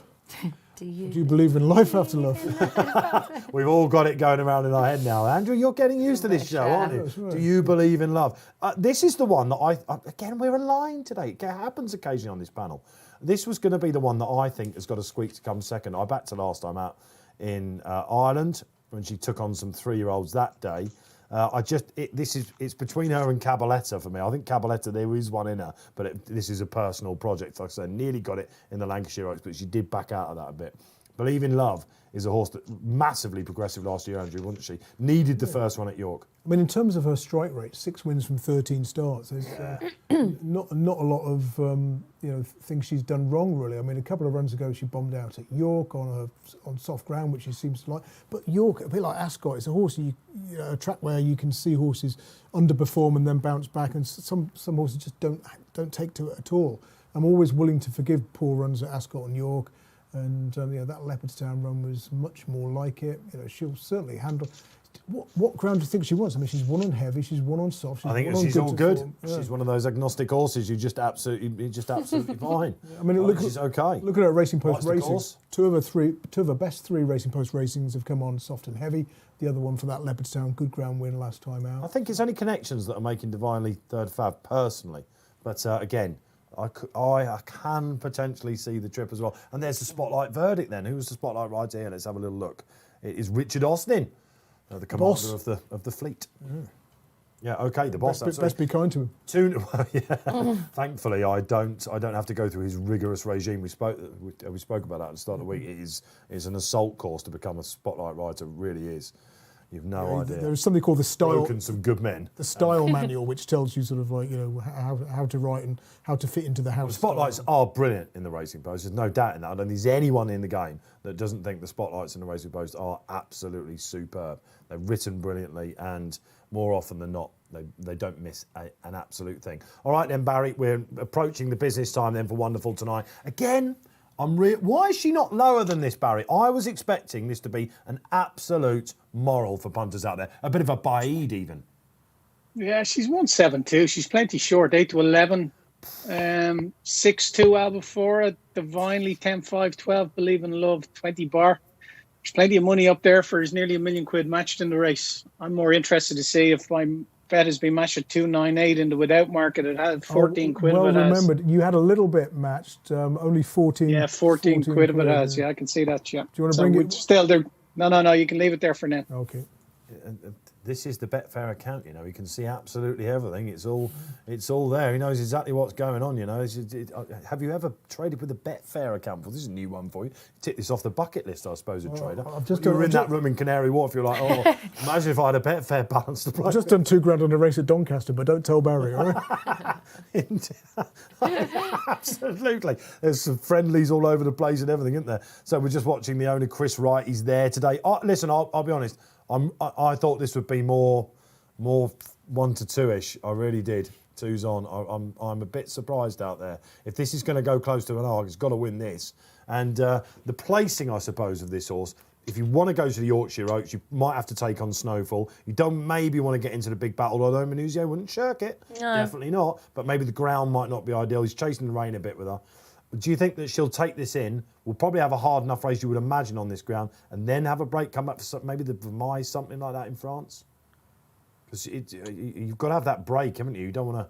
You've got to come into it on a peak. You want to come into it on a 1. It's tricky, York isn't it? probably isn't the place for her, is it? That Yorkshire Oaks. So this was the option, I guess. It's a local track for David as well. I think She's going to make her own running today because she has made all in the past. There's no obvious pace. She wasn't far off at Ascot, was she? Yeah, I mean, you look at her last few runs. Took Keenhold prominent when winning at Ascot. The time before, the same track, Took Keenhold track leader, led over 3 out. So she made all at Deauville last summer. We haven't really got any other pace in the race. Buick was really surprised at Ascot. He said as much to our reporters, and he said it since, how keen she was, and then she just took off with him. Broome has obviously come out and won a Group 1 since. Didn't see the best of him in the King George. But obviously Hookham, a horse that keeps getting mentioned this week, just a solid benchmark for us, has won at York since. It was a very good Hardwick Stakes, and wasn't she impressive? First time out as well, of course, so you have to think there's going to be improvement there. I'm expecting a worldy performance. If she doesn't settle, she's keen and she's up in trip on desperate ground. Could you see, a bombing out completely? Don't go there, Andrew. Don't go there. I don't think I could handle it. I think you nailed it. That'd be chasing the rain a little bit because I'm just trying to count, because I'm really good with numbers. So I've had to recount it 3 times. We're taking deep breaths. 4, 5, 6. So wonderful tonight. So 6 runs in 2020. Obviously, you've seen her once this time. So I do suppose, in a way, David Manuzio is not going to shy away from any races, but I do think it is going to be a bit on the weather and chasing the rain, and it's because you've got to. He was gutted when the weather turned up at Paris on Art Weekend, and he'd gone for what you might consider the lesser race, because with the fillies and 3-year-old lambs, he thinks he'd have won that. You know, and obviously when she went to Champions Day. Barry, the market's gone against you here. 2.64 now. We'll leave it. Okay. I see that, Andrew. We'll leave it. Yeah. I was looking back at it 298. So. Okay, all right. So a reminder. Just leave it. It'll cancel before the race goes in play. I think sometimes 4 to 6 doesn't look bad value. To my mind, like I say, thought she'd be shorter. Don't say whack it in, but no doubt loads of you got this in the ACCAs as well, haven't you, out there, I would imagine. What's going to finish second? That's been an interesting conversation. This would be the without market of the day, Barry, I suppose, wouldn't it? Oh, yeah, for sure. Yeah, what's been traded? About 15 grand so far, which is all right for a without market. But favours are relatively weak now, 4 to 5, Dave. 178, 6-4 Albefort Divine. These come in for decent support, 8.8. I suppose all she was doing behind Snowfall last day was staying. So I'm not sure the ground is going to suit her, but trip probably will. Could do with a win of the great man, the master at O'Brien, couldn't he? Very much so. At Goodwood, of course, we should say. All right. I'm trying to see how many runners he's had for 0, but it's definitely a 0 there. Cabaletta going in then. Good luck wherever you're playing. This is the Lily Lantry Stakes, a Group 2, but we've definitely got a Group 1 filly in it. Fillies and mares has been the order of the day, isn't it, pretty much? Wow, so 185 now. I don't get it, Barry. I just don't get it. Would that worry you, Barry? Yeah, of course. I don't know. Some people like Paul Keeley and Tom Segal would say, no, just keep going with the project. If you think horse is going to win, don't worry when it drifts out. But there are some cases where it does make the eyebrow raise, doesn't it? Yeah, all right. Are we going in? Let's enjoy this then. Makawi, who Andrew gave a bit of love to as well. Believe in Love. She's in as well. Good luck. Let's hope they all come home safe and sound. We see a cracker. And Makawi absolutely burst the stalls there. I don't usually see that with her. Cabaletta in the first time visor. David Egan settled out the back. Tribal Craft right out the back, looking for her old rival Albaflora, who can be buzzy. She's actually not settled too badly out the back. Wonderful tonight. Was she going to lead, Andrew? She's sitting right in second place, divinely behind. I think she's happy there, just behind Makawi, getting a bit of cover, getting a lead. And she's keenish, but not as keen as she has been in the past. All right, okay. 166 when they jumped off, Dave. Wow. She went straight into 166, so 6-4 on from around 10-9 on, nearly 10-9 on. And that's the tactical position, Barry, isn't it? No more than that. They've just seen her. She's running. Just reading that she's settled. There's a good, decent enough gallop in front of her, and she's settled. She's in the box seat. You'd have to So be she's happy taking a with bit of a tug Makawi. there now. Yeah, you'd have to be happy with Makawi. You see, Danny Tudhope on her just took a little look between his legs as well. Where are you? He's thinking. She is a keen filly, buzzy filly, isn't she? That's why the arc should suit her so well. So we've got two tribes at the minute here, really, Nat, haven't we? The front running Makawi and Wonderful Tonight. And there's some out the back that are thinking, I think you're going a bit too quick here. Yeah, maybe. I love the aerial shots we can see down. Wonderful Tonight. She's just an absolute cheater, isn't she? Like the way she moves. She's such a powerful horse. She is glorious to watch. Divinely's doing what I sort of expected. Yes, keeping closest tabs on the faff. Yeah, and just gallop, cantering away. Now the cavalry are mounting, aren't they? Believe in Love, Albaflora, sensing they want to yeah. get a bit closer. Andrew, up the hill. I think Makawi, it's just a shame there weren't 8 runners for the each way, because I'd fancy my chances of being in the first 3 here. Especially now she's got a soft lead. Yeah, I'm still thinking 187. the Jolly's probably going to take off at some point and just put distance between herself and the rest.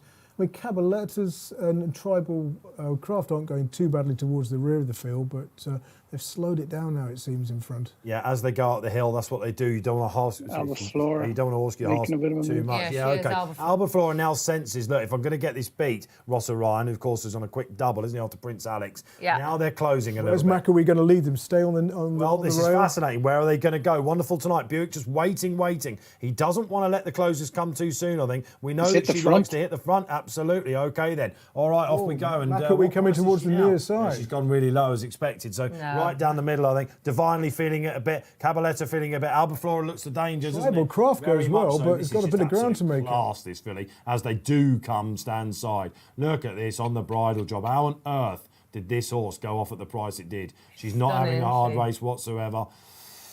Wow, she's the real deal, guys, isn't she? Where are we going to see the magic 101 then? Albaflora trying to get her back. I don't know. 107. Tribal Craft's going well. Tribal Craft coming after then. She's just absolutely Whoa, hang on a minute. I've not called it too soon, have I? I can't possibly have done. It's Tribal Craft is coming after her. Hello. A little bit of a wobble there. We're good. Don't you 103, worry about it. 104. She's treading water, Wonderful Tonight. We won't see her now, I don't think, until Paris, but she's just absolute class, isn't she? There's the 101 on the screen that you wanted to see. Tribal Craft have massively reversed that Ascot form with Albaflora. Just a little bit keen. Lovely horse, Tribal Craft. She's going to win a Group 2, no doubt about that. They came miles clear. Barry Orr. Yeah, she's done it. I'd say she'll come. She looks like she'll come on for the run. I'd say she had a high of 193 and running for 34 quid. Although I'm not sure whether that was pre-race. No, I don't think that was during the race, because she was basically on it all the time, wasn't she? She was in the box seat. She took it up 2.5 furlongs out. She's won handy enough at the finish. Tribal Craft too got within 2 lengths of her. Traded at a low of 3.5. Had a Betfair SP.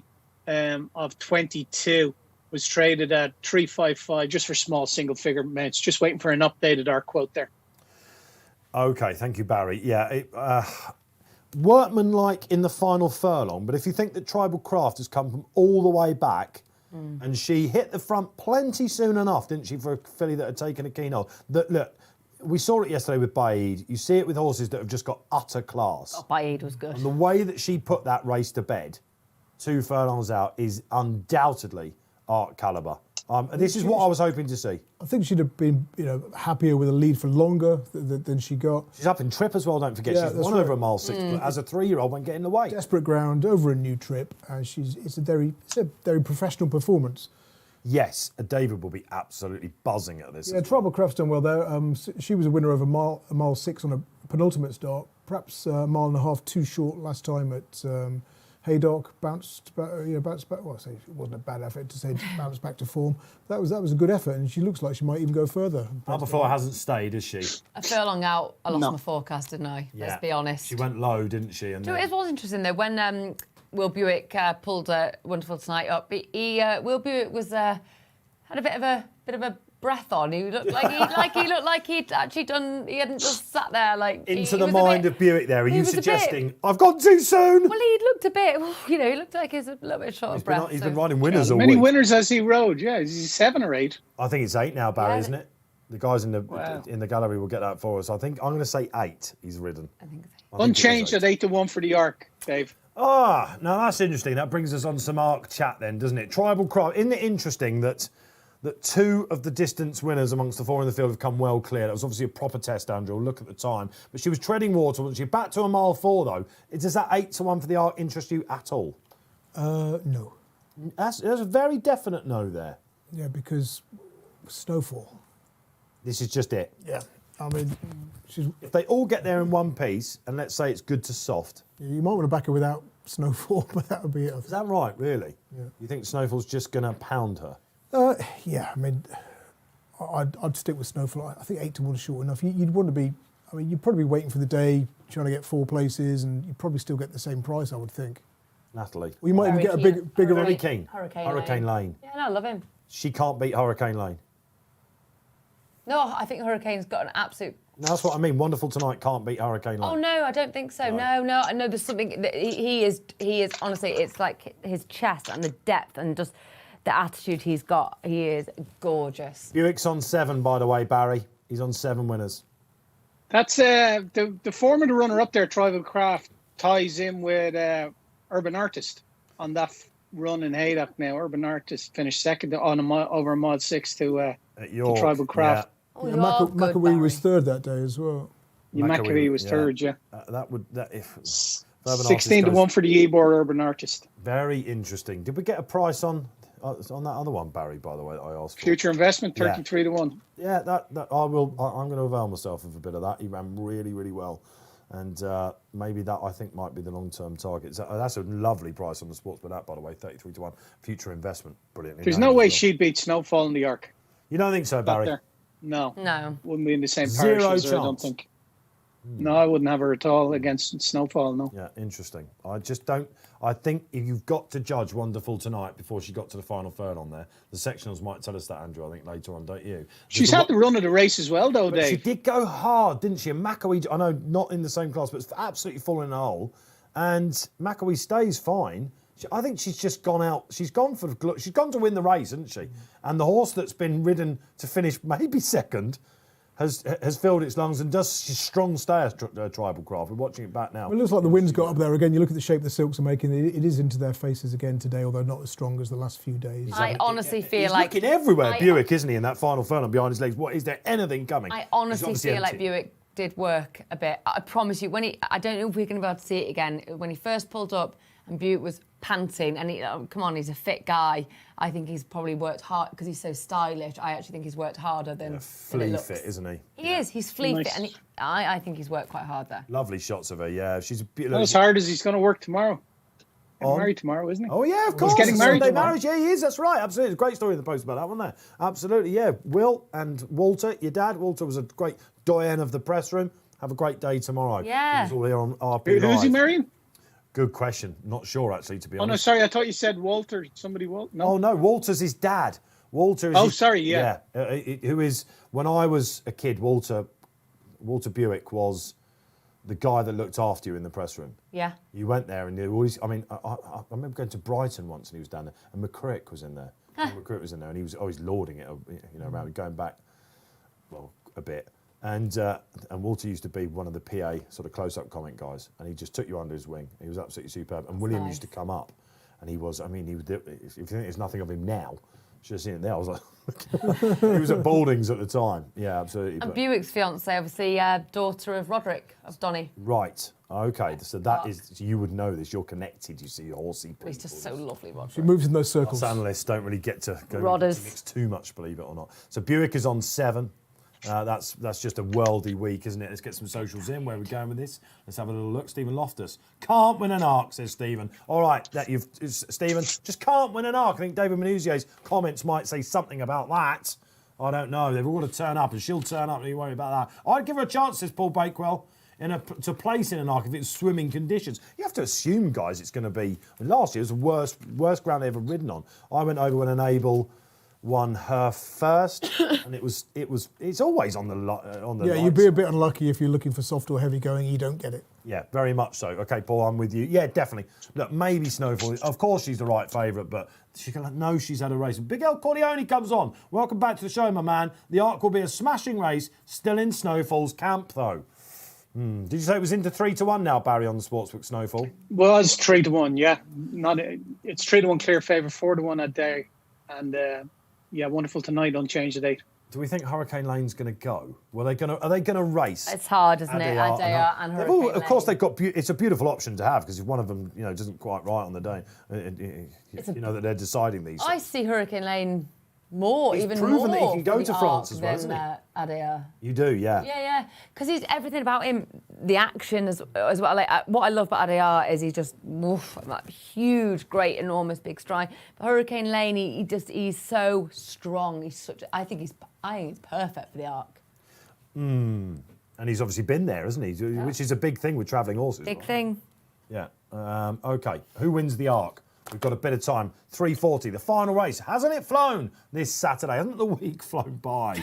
My goodness gracious me. Okay, so let's get on. Listen, don't you worry about me. No problems, mate. I've got a 2-year-old daughter. This is nothing. Andrew, this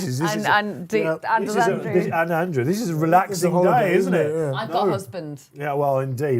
One that knows his numbers. He's going to teach you to do a bit of trading. Can we get this in writing now on the show that when sometime this year you'll come back and do a bit of trading? Yeah, I will. I love a challenge. Yeah, and when Andrew couldn't quite get the bar working up and down, you swallowed, didn't you? You were like, thank goodness gracious me, I didn't jump in at the deep end. You'll be fine, Natalie. I've told my wife we're working to learning. To the 8:50 at Hamilton tonight. So Right. I'll be back about midnight. Oh, wow, there you go. All right, yeah, so listen, this is easy going. Have you enjoyed the show? If you have, let us know. Let us know who wins the Arc then. Is it just a Snowfall benefit? No, I'm not sure. Amazing though, isn't it, Barry? After Save a Forest goes and gives...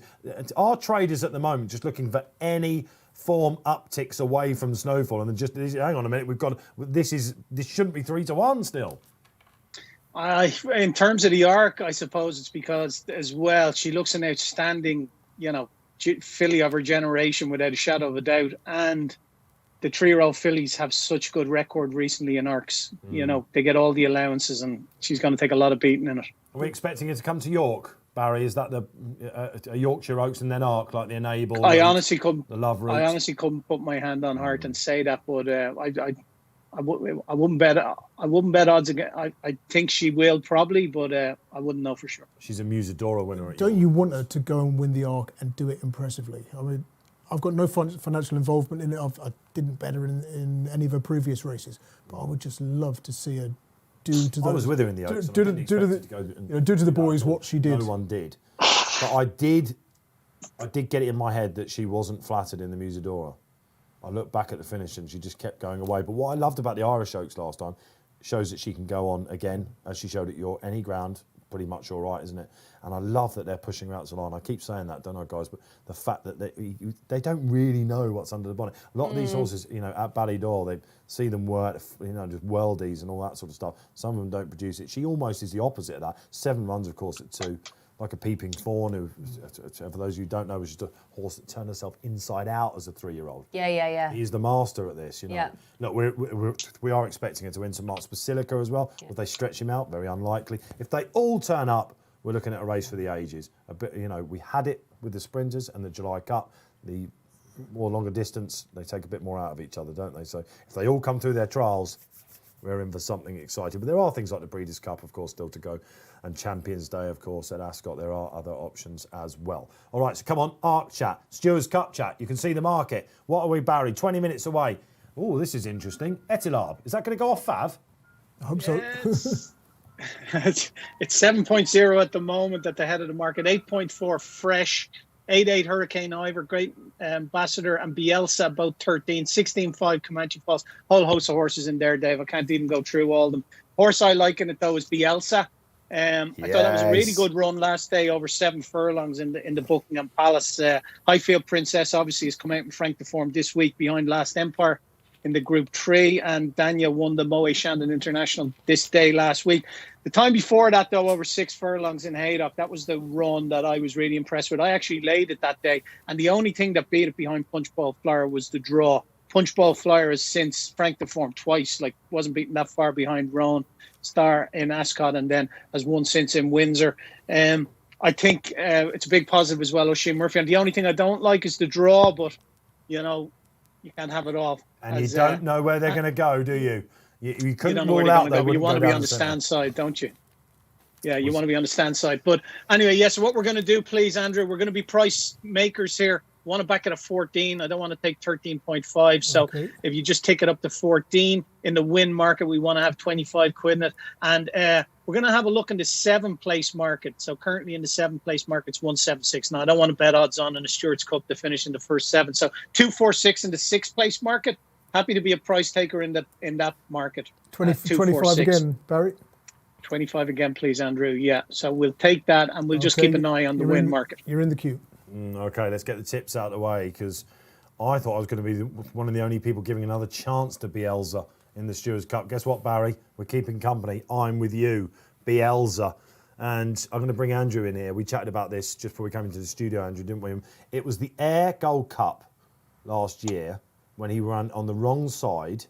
Yeah, he was drawn in the 20s, and he stayed on the near side with only a few others. Belting run. Fantastic run. The only other horse in the 20s who ran well, who beat him, was Arecibo, believe it or not, but that one went more down the middle. And that ran blinder yesterday, and of course, look what Arecibo's done since. And, so it was a great run, but he keeps finding one too good or being unlucky, and there's a big one in him somewhere. Well, this is the thing, isn't it? Who's with Bielsa like me in this? He'll probably bolt up today, because this is the first time I think I've not punted him for a while. SDS, well, there we are, the Sod's Law thing. Yeah, when do you jump off a cliff? Looks like Andrew has. SDS is, of course, riding for in the second colours, interestingly. Lampang. So perhaps Team Ryan thinking that Oisin Murphy's the man to be with.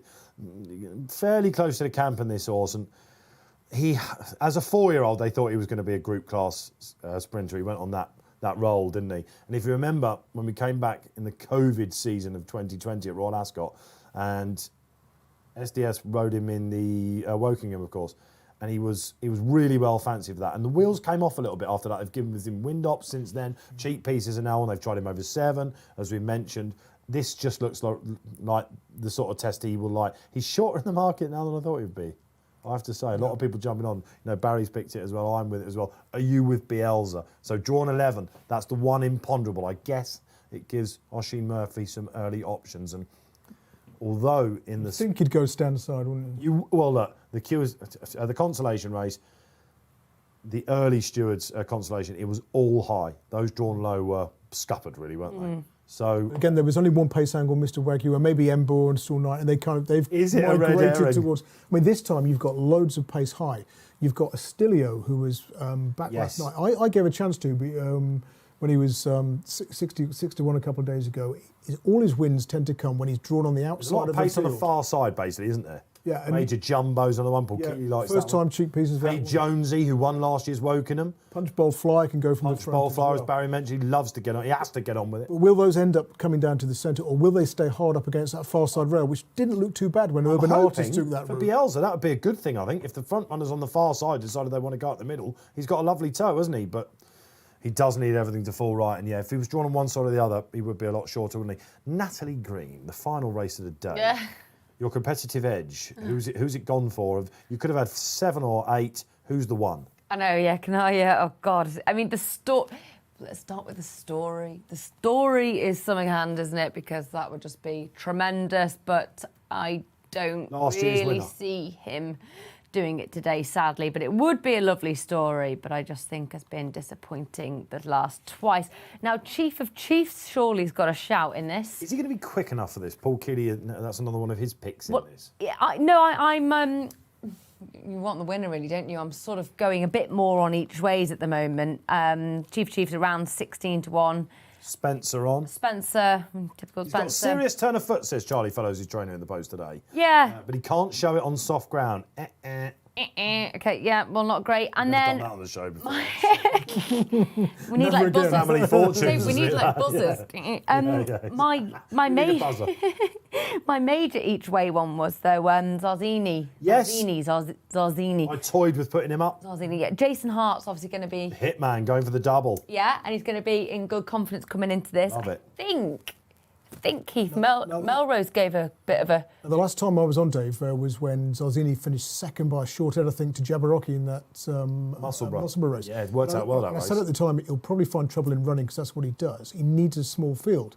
Now, I completely forgot I said that, never put him in the tracker. Last time out, he's won in a field of 7 at Redcar when he's got room. So is he going to hate this? Is he well, no, claustrophobic? He might love it because if he goes far side with just 3 or 4 runners... And he'll feel like he's in a loads of pace. Why the professor's here? He's effectively in a small field. I mean, it's a softer ground than he's used to. It was good to firm at Redcar. But, if the far side rail, if they stay hard up against it rather than sort of muck about in the middle of the track, could actually outrun his odds here.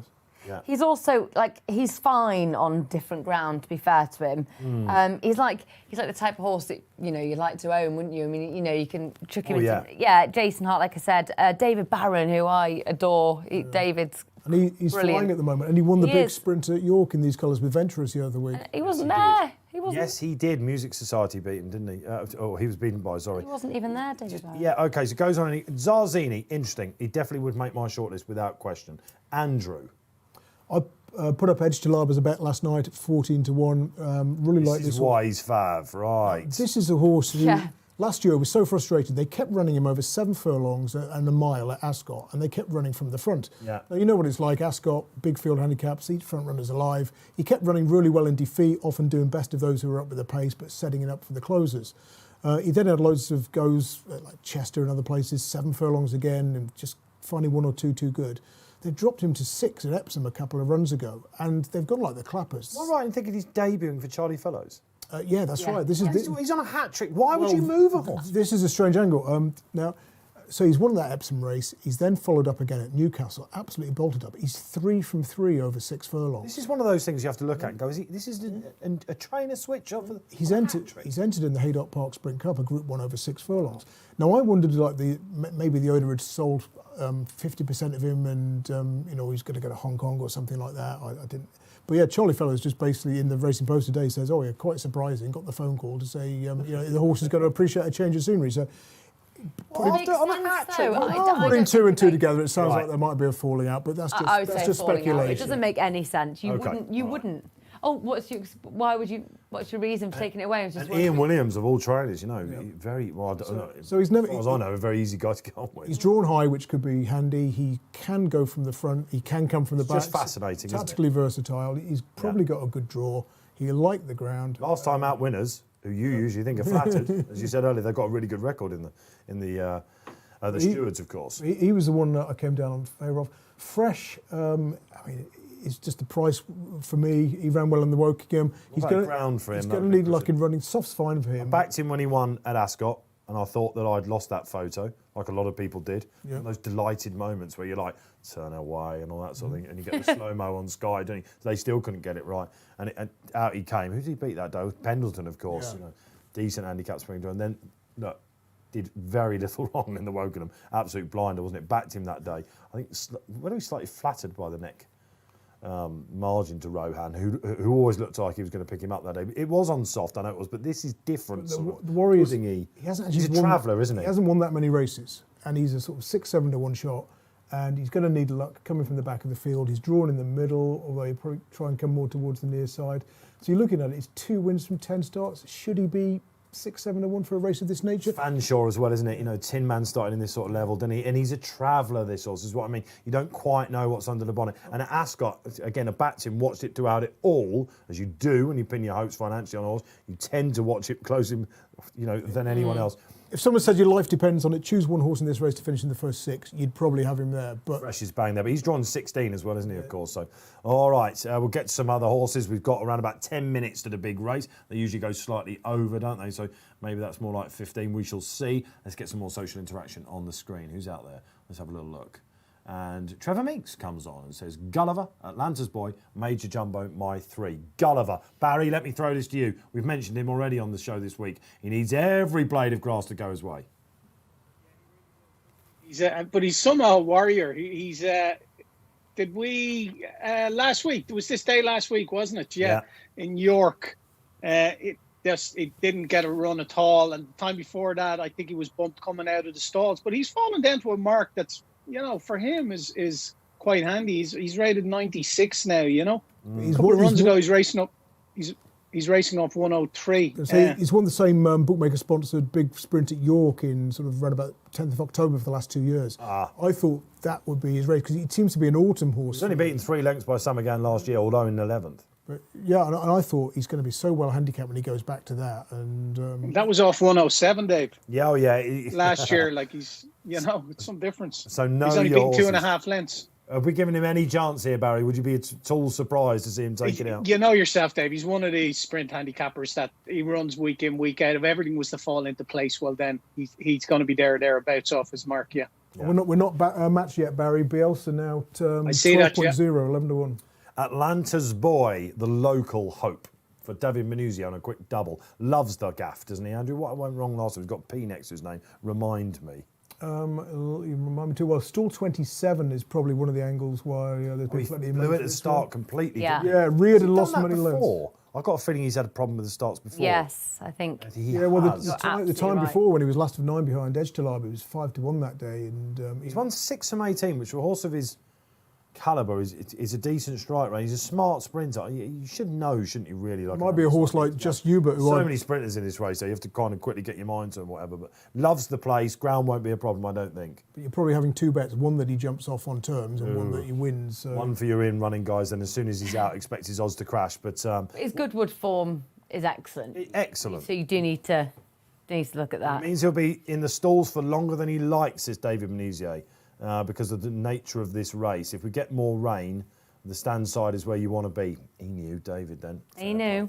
He knew. And the other one, what was the other one? Major Jumbo, who Paul Keeley likes. I thought he might running himself into the ground, but he's well handicapped, isn't he? Yeah, he is well handicapped. And first time cheek pieces is often a positive for Kevin Ryan. I'm trying to think of the horse who might finish second in was it 1,000 guineas, who was about 100 to 1 and had the pieces on for the first time. Oh, my Lord. He doesn't get that many winners, but a lot of them go well from the front and place at big prices. So yeah, okay. I can see him bouncing back. Yeah. Thank you, Trevor. What else have we got out there? Let's have a little look.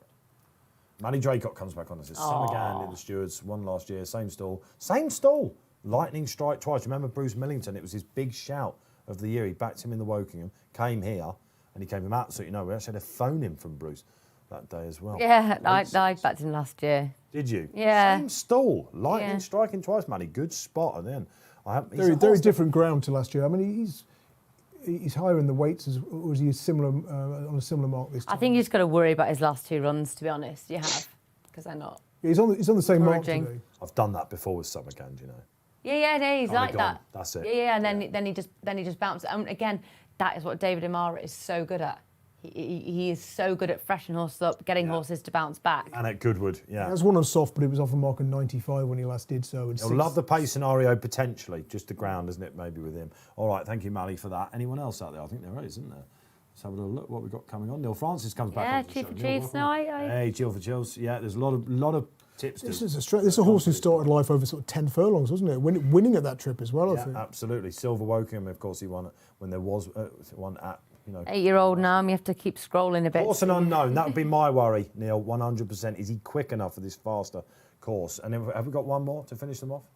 We have indeed. And it's Darren Walker comes back on. Fresh 12 to 1 runner-up in the Wokingham. Said he'd win this after Ascot, so you're keeping the faith.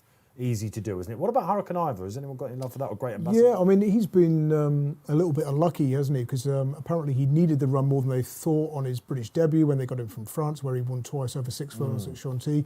He's then gone to Sandown. He's officially dead heated, but everyone can see that he's clearly won the race. It was the day when the photo finish, mirror was broken and, it was called a dead heat. He then goes to Ascot, 5 furlongs again, against significantly. He's not very well drawn in the middle of the track. Neither was the winner, but the winner significantly has come over to the near side, pretty much made all, and he's got dobbed by a short head or a nose, I think it was. So after that, William Haggis has said a stiff 5 or an easy 6 will be fine. Yeah. So he's got an easy 6. Whether this ground is going to be ideal, though, remains to be seen. I think it was officially sort of good to soft, his French win over this trip. So it's slight stamina doubt, I would say, and enough to stop me backing him at this sort of price, really. Yeah, I backed Total Commitment in the race last year. First time visor on. Consistent horse. He needs a run. I don't think he'll mind the ground too much. He can go over 7 as well. Look, loads in there. Plenty of. I mean, we should mention Punchbowl Flyer because he's had 7 runs over 6. Like the ground. 7 runs over 6 furlongs on good to soft or softer ground, 6 wins, and an 8th in the Wokingham when he did best of those to race on the near sides. It's just whether he might be vulnerable late, isn't it, I guess? And that I draw. think Bielsa will finish in front of him. Well, we're hoping They're so, only, Barry, they're, aren't they're we? only a short head between them, wasn't there? I think it's. What about Miras? There's a lot of love for this chap, What wasn't about there? Hey Jonesy? Yeah, Hey Jonesy, everyone Just loves flagging him, that don't for they? money. Like there was Really? 62 quid matched on that as 120. It's into Megan 50 now. Nichols. Megan Nichols, Yeah. obviously won at Ascot last year. The ground could be gone for it, but worth to mention, definitely there is money for it. I mean, Miras was like Mr. Wagyu and Miras with the first 2 prominent races home in the Scottish Stewards Cup at Hamilton. The rest in the first 6 came from well off the pace. Both did really well to finish where they did after going too hard. He was sent off 11-2 in the race last year, Miras. He's drawn 24. Is it you just the don't- ground? Ryan Moore's on. I'm amazed he's as big as he is. You don't normally associate Mark Johnson with sort of Wokingham Stewards Cup type horses, more the sort of No. the longer trip handicaps. But All right, he's well drawn potentially. we're mentioning loads, Barry. Let's go back to the market. Yeah, 6-8 now at the jab. Fresh 9-2, 8-8 Hurricane Ivor, Great Ambassador 11-5, Bielsa into 12. That's been well supported. Summerhand 26. Miras out to 29 on the exchange in the win market, obviously. So that's a little bit friendless. I've flagged up Hey Jonesy as a bit of a mover as well. So it looks like the jab at 7.0, 6-1, strong at the head of the market. Ridiculous price, I think. Well, there you go. Okay, and this would be some trainer switch, wouldn't it? What a story that would be. Talking about stories, William Buick, could he possibly do it again on Great Ambassador, Andrew? This is also Ross Briley, I know, loves. I haven't seen him for 91 days. Ross Briley. Yeah, I think. No, yeah, we've seen plenty of Roscoe, don't you worry about that. In fact, is he here? Is he here? It wouldn't surprise you at all, would it? That's funny. Walnut Whiphead, someone called him at the start of the week with his hair, and it Bless absolutely... him. He always There's gets a lot of so much chat about stick that. for either like what shirts he wears or his hair. In lockdown, his hair was all over the place. He can get a haircut now. He had it nicely trimmed and it's gone back, hasn't it? The nutty professor almost. We've got the real professor with us here today. But he put this chap up. I think it was one of his naps of the week and it was a non-runner somewhere. I can't remember For exactly a what it quicker was. ground there, probably, would he? Might have been Ascot, I guess. Well, I was on the receiving end of this one's definitely. debut win for Ed Walker when he beat my tip Barbill into second at Kempton in March. We've only seen him once since, when third to Chill Chill, of course Chill Chill, a group non-runner winner here. since, and ran really well in the July Cup last time. Lord Rapscallion, the runner-up, is sort of Frank the Form. But yeah, you do worry, about the ground. Although I think the last time he ran on soft, it was over a mile, so that's the only time he's run on it. He wasn't disgraced, 7th of 22 at Royal Ascot in the Britannia Stakes. Beaten a lot more horses than who've beaten him, but. You're sort of guessing really as to how he handles the ground. The fact that he's largely avoided it in his career would be a concern. What about Hurricane Ivor? I think I think Hurricane. Ivor's got a great shout. Honestly, I really do. Haggis. I just flick and oh God, I always think with the jockeys that ride for Haggis, he's so he's so analytical post race. Like he really, really wants to know. I've heard as much. He really wants to know. Yes. But what is nice about William, and particularly Maureen, who's a phenomenal horsewoman, is he genuinely... She's bred to be, funnily enough, isn't she? She's a good rider. She used to event a lot, but okay. William really does listen to the jockeys, genuinely.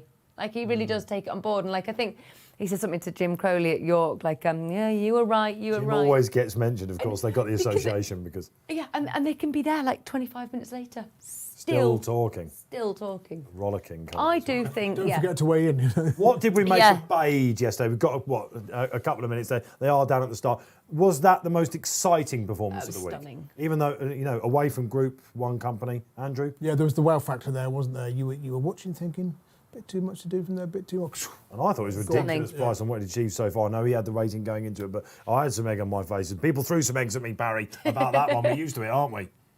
What was that, Dave? You just cut out there? I said after my Bade, for the good of the show, shall I say that? I said, I think this is a bit hyped up. And again, 4 to 9, 1 to 3 silly price. And it was massively impressive. But man, I got some egg on my face. Well, Barry, you're looking unlikely to get matched here. We're now into 9 to 1, 10.0 on the exchange for Bielsa. Big move.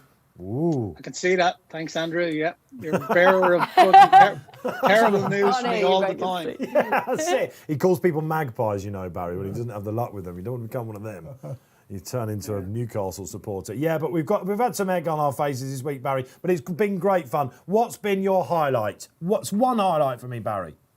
One highlight was the John Quinn horse I backed the winner. What was that called, Dave? Lord In the Ridderford. sprint. Lord Ridderford, yeah. Yes. That's probably the highlight from a personal point of view. I thought the Sussex Stakes was a decent race. Yeah. For my money, that's probably the highlight in terms of races. Yeah, alcohol-free. Lady Bowthorpe. Oh, What a story. Kieran Schumacher, William Ridiculous. Jarvis, Grand Lodge, of course. 93, the last Group 1 winner. and just She's so a well worldie. deserved. Oh, that was awesome. Love her. Well deserved. Yeah, from a personal perspective, I have to say that. Highlight of the week, Andrew? I enjoyed Trushan. Unlucky not to get his ground at Royal Ascot, but did here. Nat Trushan for you as well. Yeah, and I had a really good bet with Nagano for Roger Berrien on the opening day, was it? And when the dealing's done for Roger Teal, who won that 5-4 yes. handicap, I think there's another. That was off air, wasn't it? Potentially another Oxted. He needs one, doesn't he? Yeah, he's such a nice guy, Roger, absolutely. Yeah, okay, so that would be. He did win that well, didn't he? Yeah, not ground dependent either as well. Okay, they're going in then. Final race of the week, Barry Orr. What are you going to do tonight, Barry? I can guess. You're gonna have a few desperados, Dave, and toast stew. Oh, I love there we are, you see. desperados and maybe a curry, like an Indian. It feels like the night to have an Indian, Does it? doesn't it? No. Oh, I don't know. I'm not sure. I'm not sure. I haven't got that far yet now. What about you? All I think about is Train home food. and All I think about is food. go and wake up the trader. No, I've got a party tonight. Have you? These things are happening again, aren't they? I've got a party. Hence the outfit. Okay. Oh no, I'll get changed. Oh, will you? Steve. Oh, I'll get okay. changed. Put a snazzy, glittery top You on. have I been am. exposed yourself this afternoon. Andrew, not quite, of course. Let's not go down there. Whenever Nat's on it. We got a loose one. I think. I just see the Always producer, goes he was nearly wrong. falling asleep in there. He was out till about 3. The boys in the gallery as well. We've got to have a mention for them. Rob, Will, Dan, who's now departed these shores. All the talent we've had, Barry. Yeah, we've had some Dan. great guys. Oh my goodness Who's gracious that? me. I was just saying all the thank yous. I'm about to go to Betfair as well, but we've got a loose one. Who is it? I can't. 30, oh, crikey, I can't. Come on, say. Professor. Who is it? Who's the loose one? Is it 13? Is it 13? Oh, not Beelzebub. I don't know why I'm 19? doing this, Dave. Because I'm trying to. Could it be Zarzini? I see 19. Zarzini no, without it's a jockey, Zarzini. without a horse. Is it Nah, him? I see it's- him on the it is ground Barry. there with the Do you know what, green Barry? cross of Lorraine. So I think I've been on the show 4 times. I think the least winners I've tipped is 3. Genuinely, this is the worst day I've had, and now my each way pick is loose. Was it out of the stalls, guys? So he's a non. A hitman looks not happy. I mean, Jason Hart. Look at that crowd at Goodwood. Isn't that marvellous? Right, come on, I'm gonna- Keely's there somewhere. My what lord. am I going to pick Is he now? still standing? I'm going to have to go Chief of Chiefs then. I'm going to have to pick. I mean, this Poor ain't old money. Zarzini backers. It looks like. I mean, he can't run now, can he, Andrew? Not at all. Oh, He's no, of course not. No way. No, he's Double out. course and He's distance. out. He's He's out. taken out of the race. Yeah. Okay, wasn't unfancy. I despite cannot a big Adam and price. Eve it. What a shame. We won't get to find out whether, of course, he was. Hey, at least you didn't tip a loser, Nat. Hey, Still time for Barry, that. We can switch. Always look on the bright We can switch. side Chief of of Chiefs life. now. I think that's good. Well, yeah, good luck with that project. I just don't really see it. And so you know what's going to happen now. Of course, everyone's zooming on. Okay, so we've seen some jockeys come off. This is annoying, isn't it, Barry? Or the big sprint handicap of the week, and we got one loose. Oh man. Yeah, well, the good thing about this is obviously he's running down to a dead end, so they should hopefully be able to catch him easy enough and get him off the track, and we shouldn't be delayed too much longer. It's just a bit Unbelievable rubbish, though, scenes. isn't it? There's a drunken Paul Keeley trying to rugby tackle him now. Maybe he saw kills coming. That's what, I'm not having this. I'm Oh, off. he's got by them. He's got by them. Would you believe? He's going back up the track. Oh, Zarzini. He didn't. He got claustrophobic, Andrew. Ew. Natalie, as a horsewoman, what's the best way to catch a horse who's doing this? You say that. Don't go right in front of them like that. They I he's hear turned back. this. don't. Oh man, he's Let done. the Oh, thing- what a monkey. Stand there waving a race card. You really want to try and grab this.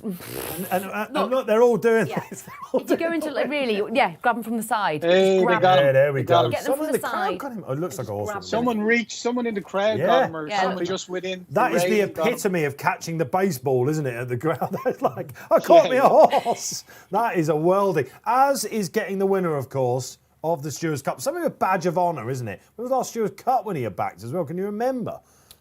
What about It's Summergan, I can tell you that. So this only goes back 10 years on the Racing Post website. so Andrew? Have you got any Might have really been card him. useful information on Just Another Bottle? Because I'm looking at my phone and I'd actually Yeah. written down Just Another Bottle. Well, he was just Went close to tuned the by race last year. 2 years ago. 2 years ago, yeah. That was a weird one. It was a bit like some Mr. Wagyu race. There was no pace. Gifted Master and Just Another Bottle sat 1-2 throughout. Hugo Palmer's horse, and they were separated by a short head. And I sort of said, oh, you know, Just Another Bottle's a horse I like, but he won't stay. He's a 5 furlong horse. Right. And then was like bemoaning the fact I hadn't bet him throughout the race until he just got dobbed close home. But since then, he seems to have acquired a bit of a quirky attitude, and he can blow the start completely, and he just seems to have got at the game mentally, I think. Your idea about Zarzini has played out, hasn't it? He obviously hates other horses. Yeah, small This field. is the biggest field he's ever looked at. He's gone, I'm off. No thanks. See you later. Not for me, this. Yeah. He thinks he's won. Yeah, he's had a great time. Poor Jace. So we're going to go off air straight after the Stewards Cup. I can tell Oh, you and pretty much. Jason's just watching all of his colleagues line up. Oh, Jace. He still gets paid. He took the consolation out, didn't he? He can't have everything. Can't have everything. He's had a good week as Yeah, well. but they're hasn't he? hungry for it, aren't they? Yeah, the hitman Hart. He'll Like be I say, back. they're competitive and you're disappointed. Yeah. you Oh, can't he'll be involved. gutted. He'll be gutted. Jason, He gets his feet. he always switches my microphones off and stuff when I'm working. Cheeky Just chap. for a laugh. Yeah, he's so cheeky. He does it at Haydock to me, and I was like this. Didn't have a cheeky. Is that the jockey you grin on his punched that face, time for switching your microphone off? That wasn't quite Holly Doyle and Trushan. Would you but, believe? Go on, Barry. Gulliver into 22 now, Wow. having been 38 when we last spoke. A giant move. Huh? Hey, travels well. no flies on you. Oh, look, it's been a long week, but it's still in there, isn't it? Absolutely. So the guys in the gallery, let's thank them. Of course, there's been a big social team as well. The guys at Betfair as well. Anna, Lauren, Harry, superb. It's been a really, really good week. So much more still to come your way in 2021 here on RP Live. It won't be that long, would you believe it? So we start thinking about the jump season again. Charlie Post was in on Wednesday with Matty Batchel and telling us that all the babies are coming back in. They're getting ready to go. I heard a yes there. The winter game. Yes. A jumps fan, Andrew, you are, aren't you? Yeah, I mean, all the horses I've ever owned were jumpers, and that was my first love when I first got into racing. Best of them? Rev de Sivler. Oh, yes, of course. Oh, yeah. My Lord of my, of course. That was unbelievable. The Ascot. All the winter horses are in now. Yeah, I said the best of them All there. That was cantering away. giant, absolutely. The colossus of the jump scale. It was Rev de Sivler. What a journey that must have been. Absolutely fantastic, yeah. All right, okay. 3 only to come forward, we're hearing. And it includes the favourite, the debutant for Charlie Fellows. Warm, isn't he? Estelab. Oh, right. Well, this is... How much over are we? I said it would be about 4 Did or actually, 5. I didn't didn't you? think it would be like... Because of poor old Zarzini. So Zarzini out, joining the other non-runners. Good luck then. Final race of the week. Here we go. End of term field. And who's that Lampang right out the back? Oh, it's not been SDS's week, has it? He's absolutely walked out. But we do have a select group exploring that far side, and his Major Jumbo right up there, going right down the middle. That's not Bielsa, is it? Someone's in no man's Right land. down the middle. Oh, Bielsa right down the Yeah. middle. On the near side, I can tell you Miras, Andrew, isn't it? 4 furlongs. We've gone 2 furlongs in, Andrew. Is Miras in the right place? Danzino keep him in company. It looks like the far side's in front with Punch Bowl Flyer and Major Jumbo. If you're leading Punch Bowl Flyer, which Major Jumbo is, you're going a right old lick. Who's that just behind? Ostilio. Ostilio, yeah. Great ambassador. Yeah, far side. Looks like they've got it. You thought it was going to be high numbers, but they're going to have to go some, aren't they, to catch them? I tell you what, Bielsa's doing his very best, right down the middle. He's not out of it at all. Looking for some closes. Fresh has gone switch this side. He's finishing strong, actually. Now they're treading water on the far side. Total commitment. I backed him in the race last year. He's got no run. Oh, here comes Fresh. It's the Wokingham form. Is anything going to pick him up? Far side, great ambassador. It's not Fresh, is it? Here we go. Near side, Comanche Falls. Chief of Chiefs is coming. Right at the death. It's Comanche, though. Looks like he's going to get up. Michael Dodds. Comanche Falls. Connor Beasley. Right down the middle. Who knew? You thought it would be high. You thought it would be low. They make mugs of you, don't they? Barry, or when did they pick up on that? 10-1 on the SPs. He hit a high of 950. Let me see. No, that can't be right. So it says he for 0 though. Only a couple of quid traded at 30. Crikey, was that Gulliver? A couple of quid at 46. Look at Couple of quid Gulliver. at 55. Yeah, Gulliver was never Yes. really threatened mine, but he's not beaten that far at the finish. 70. There was 30 odd quid at 70 on the winner. Betfair SP.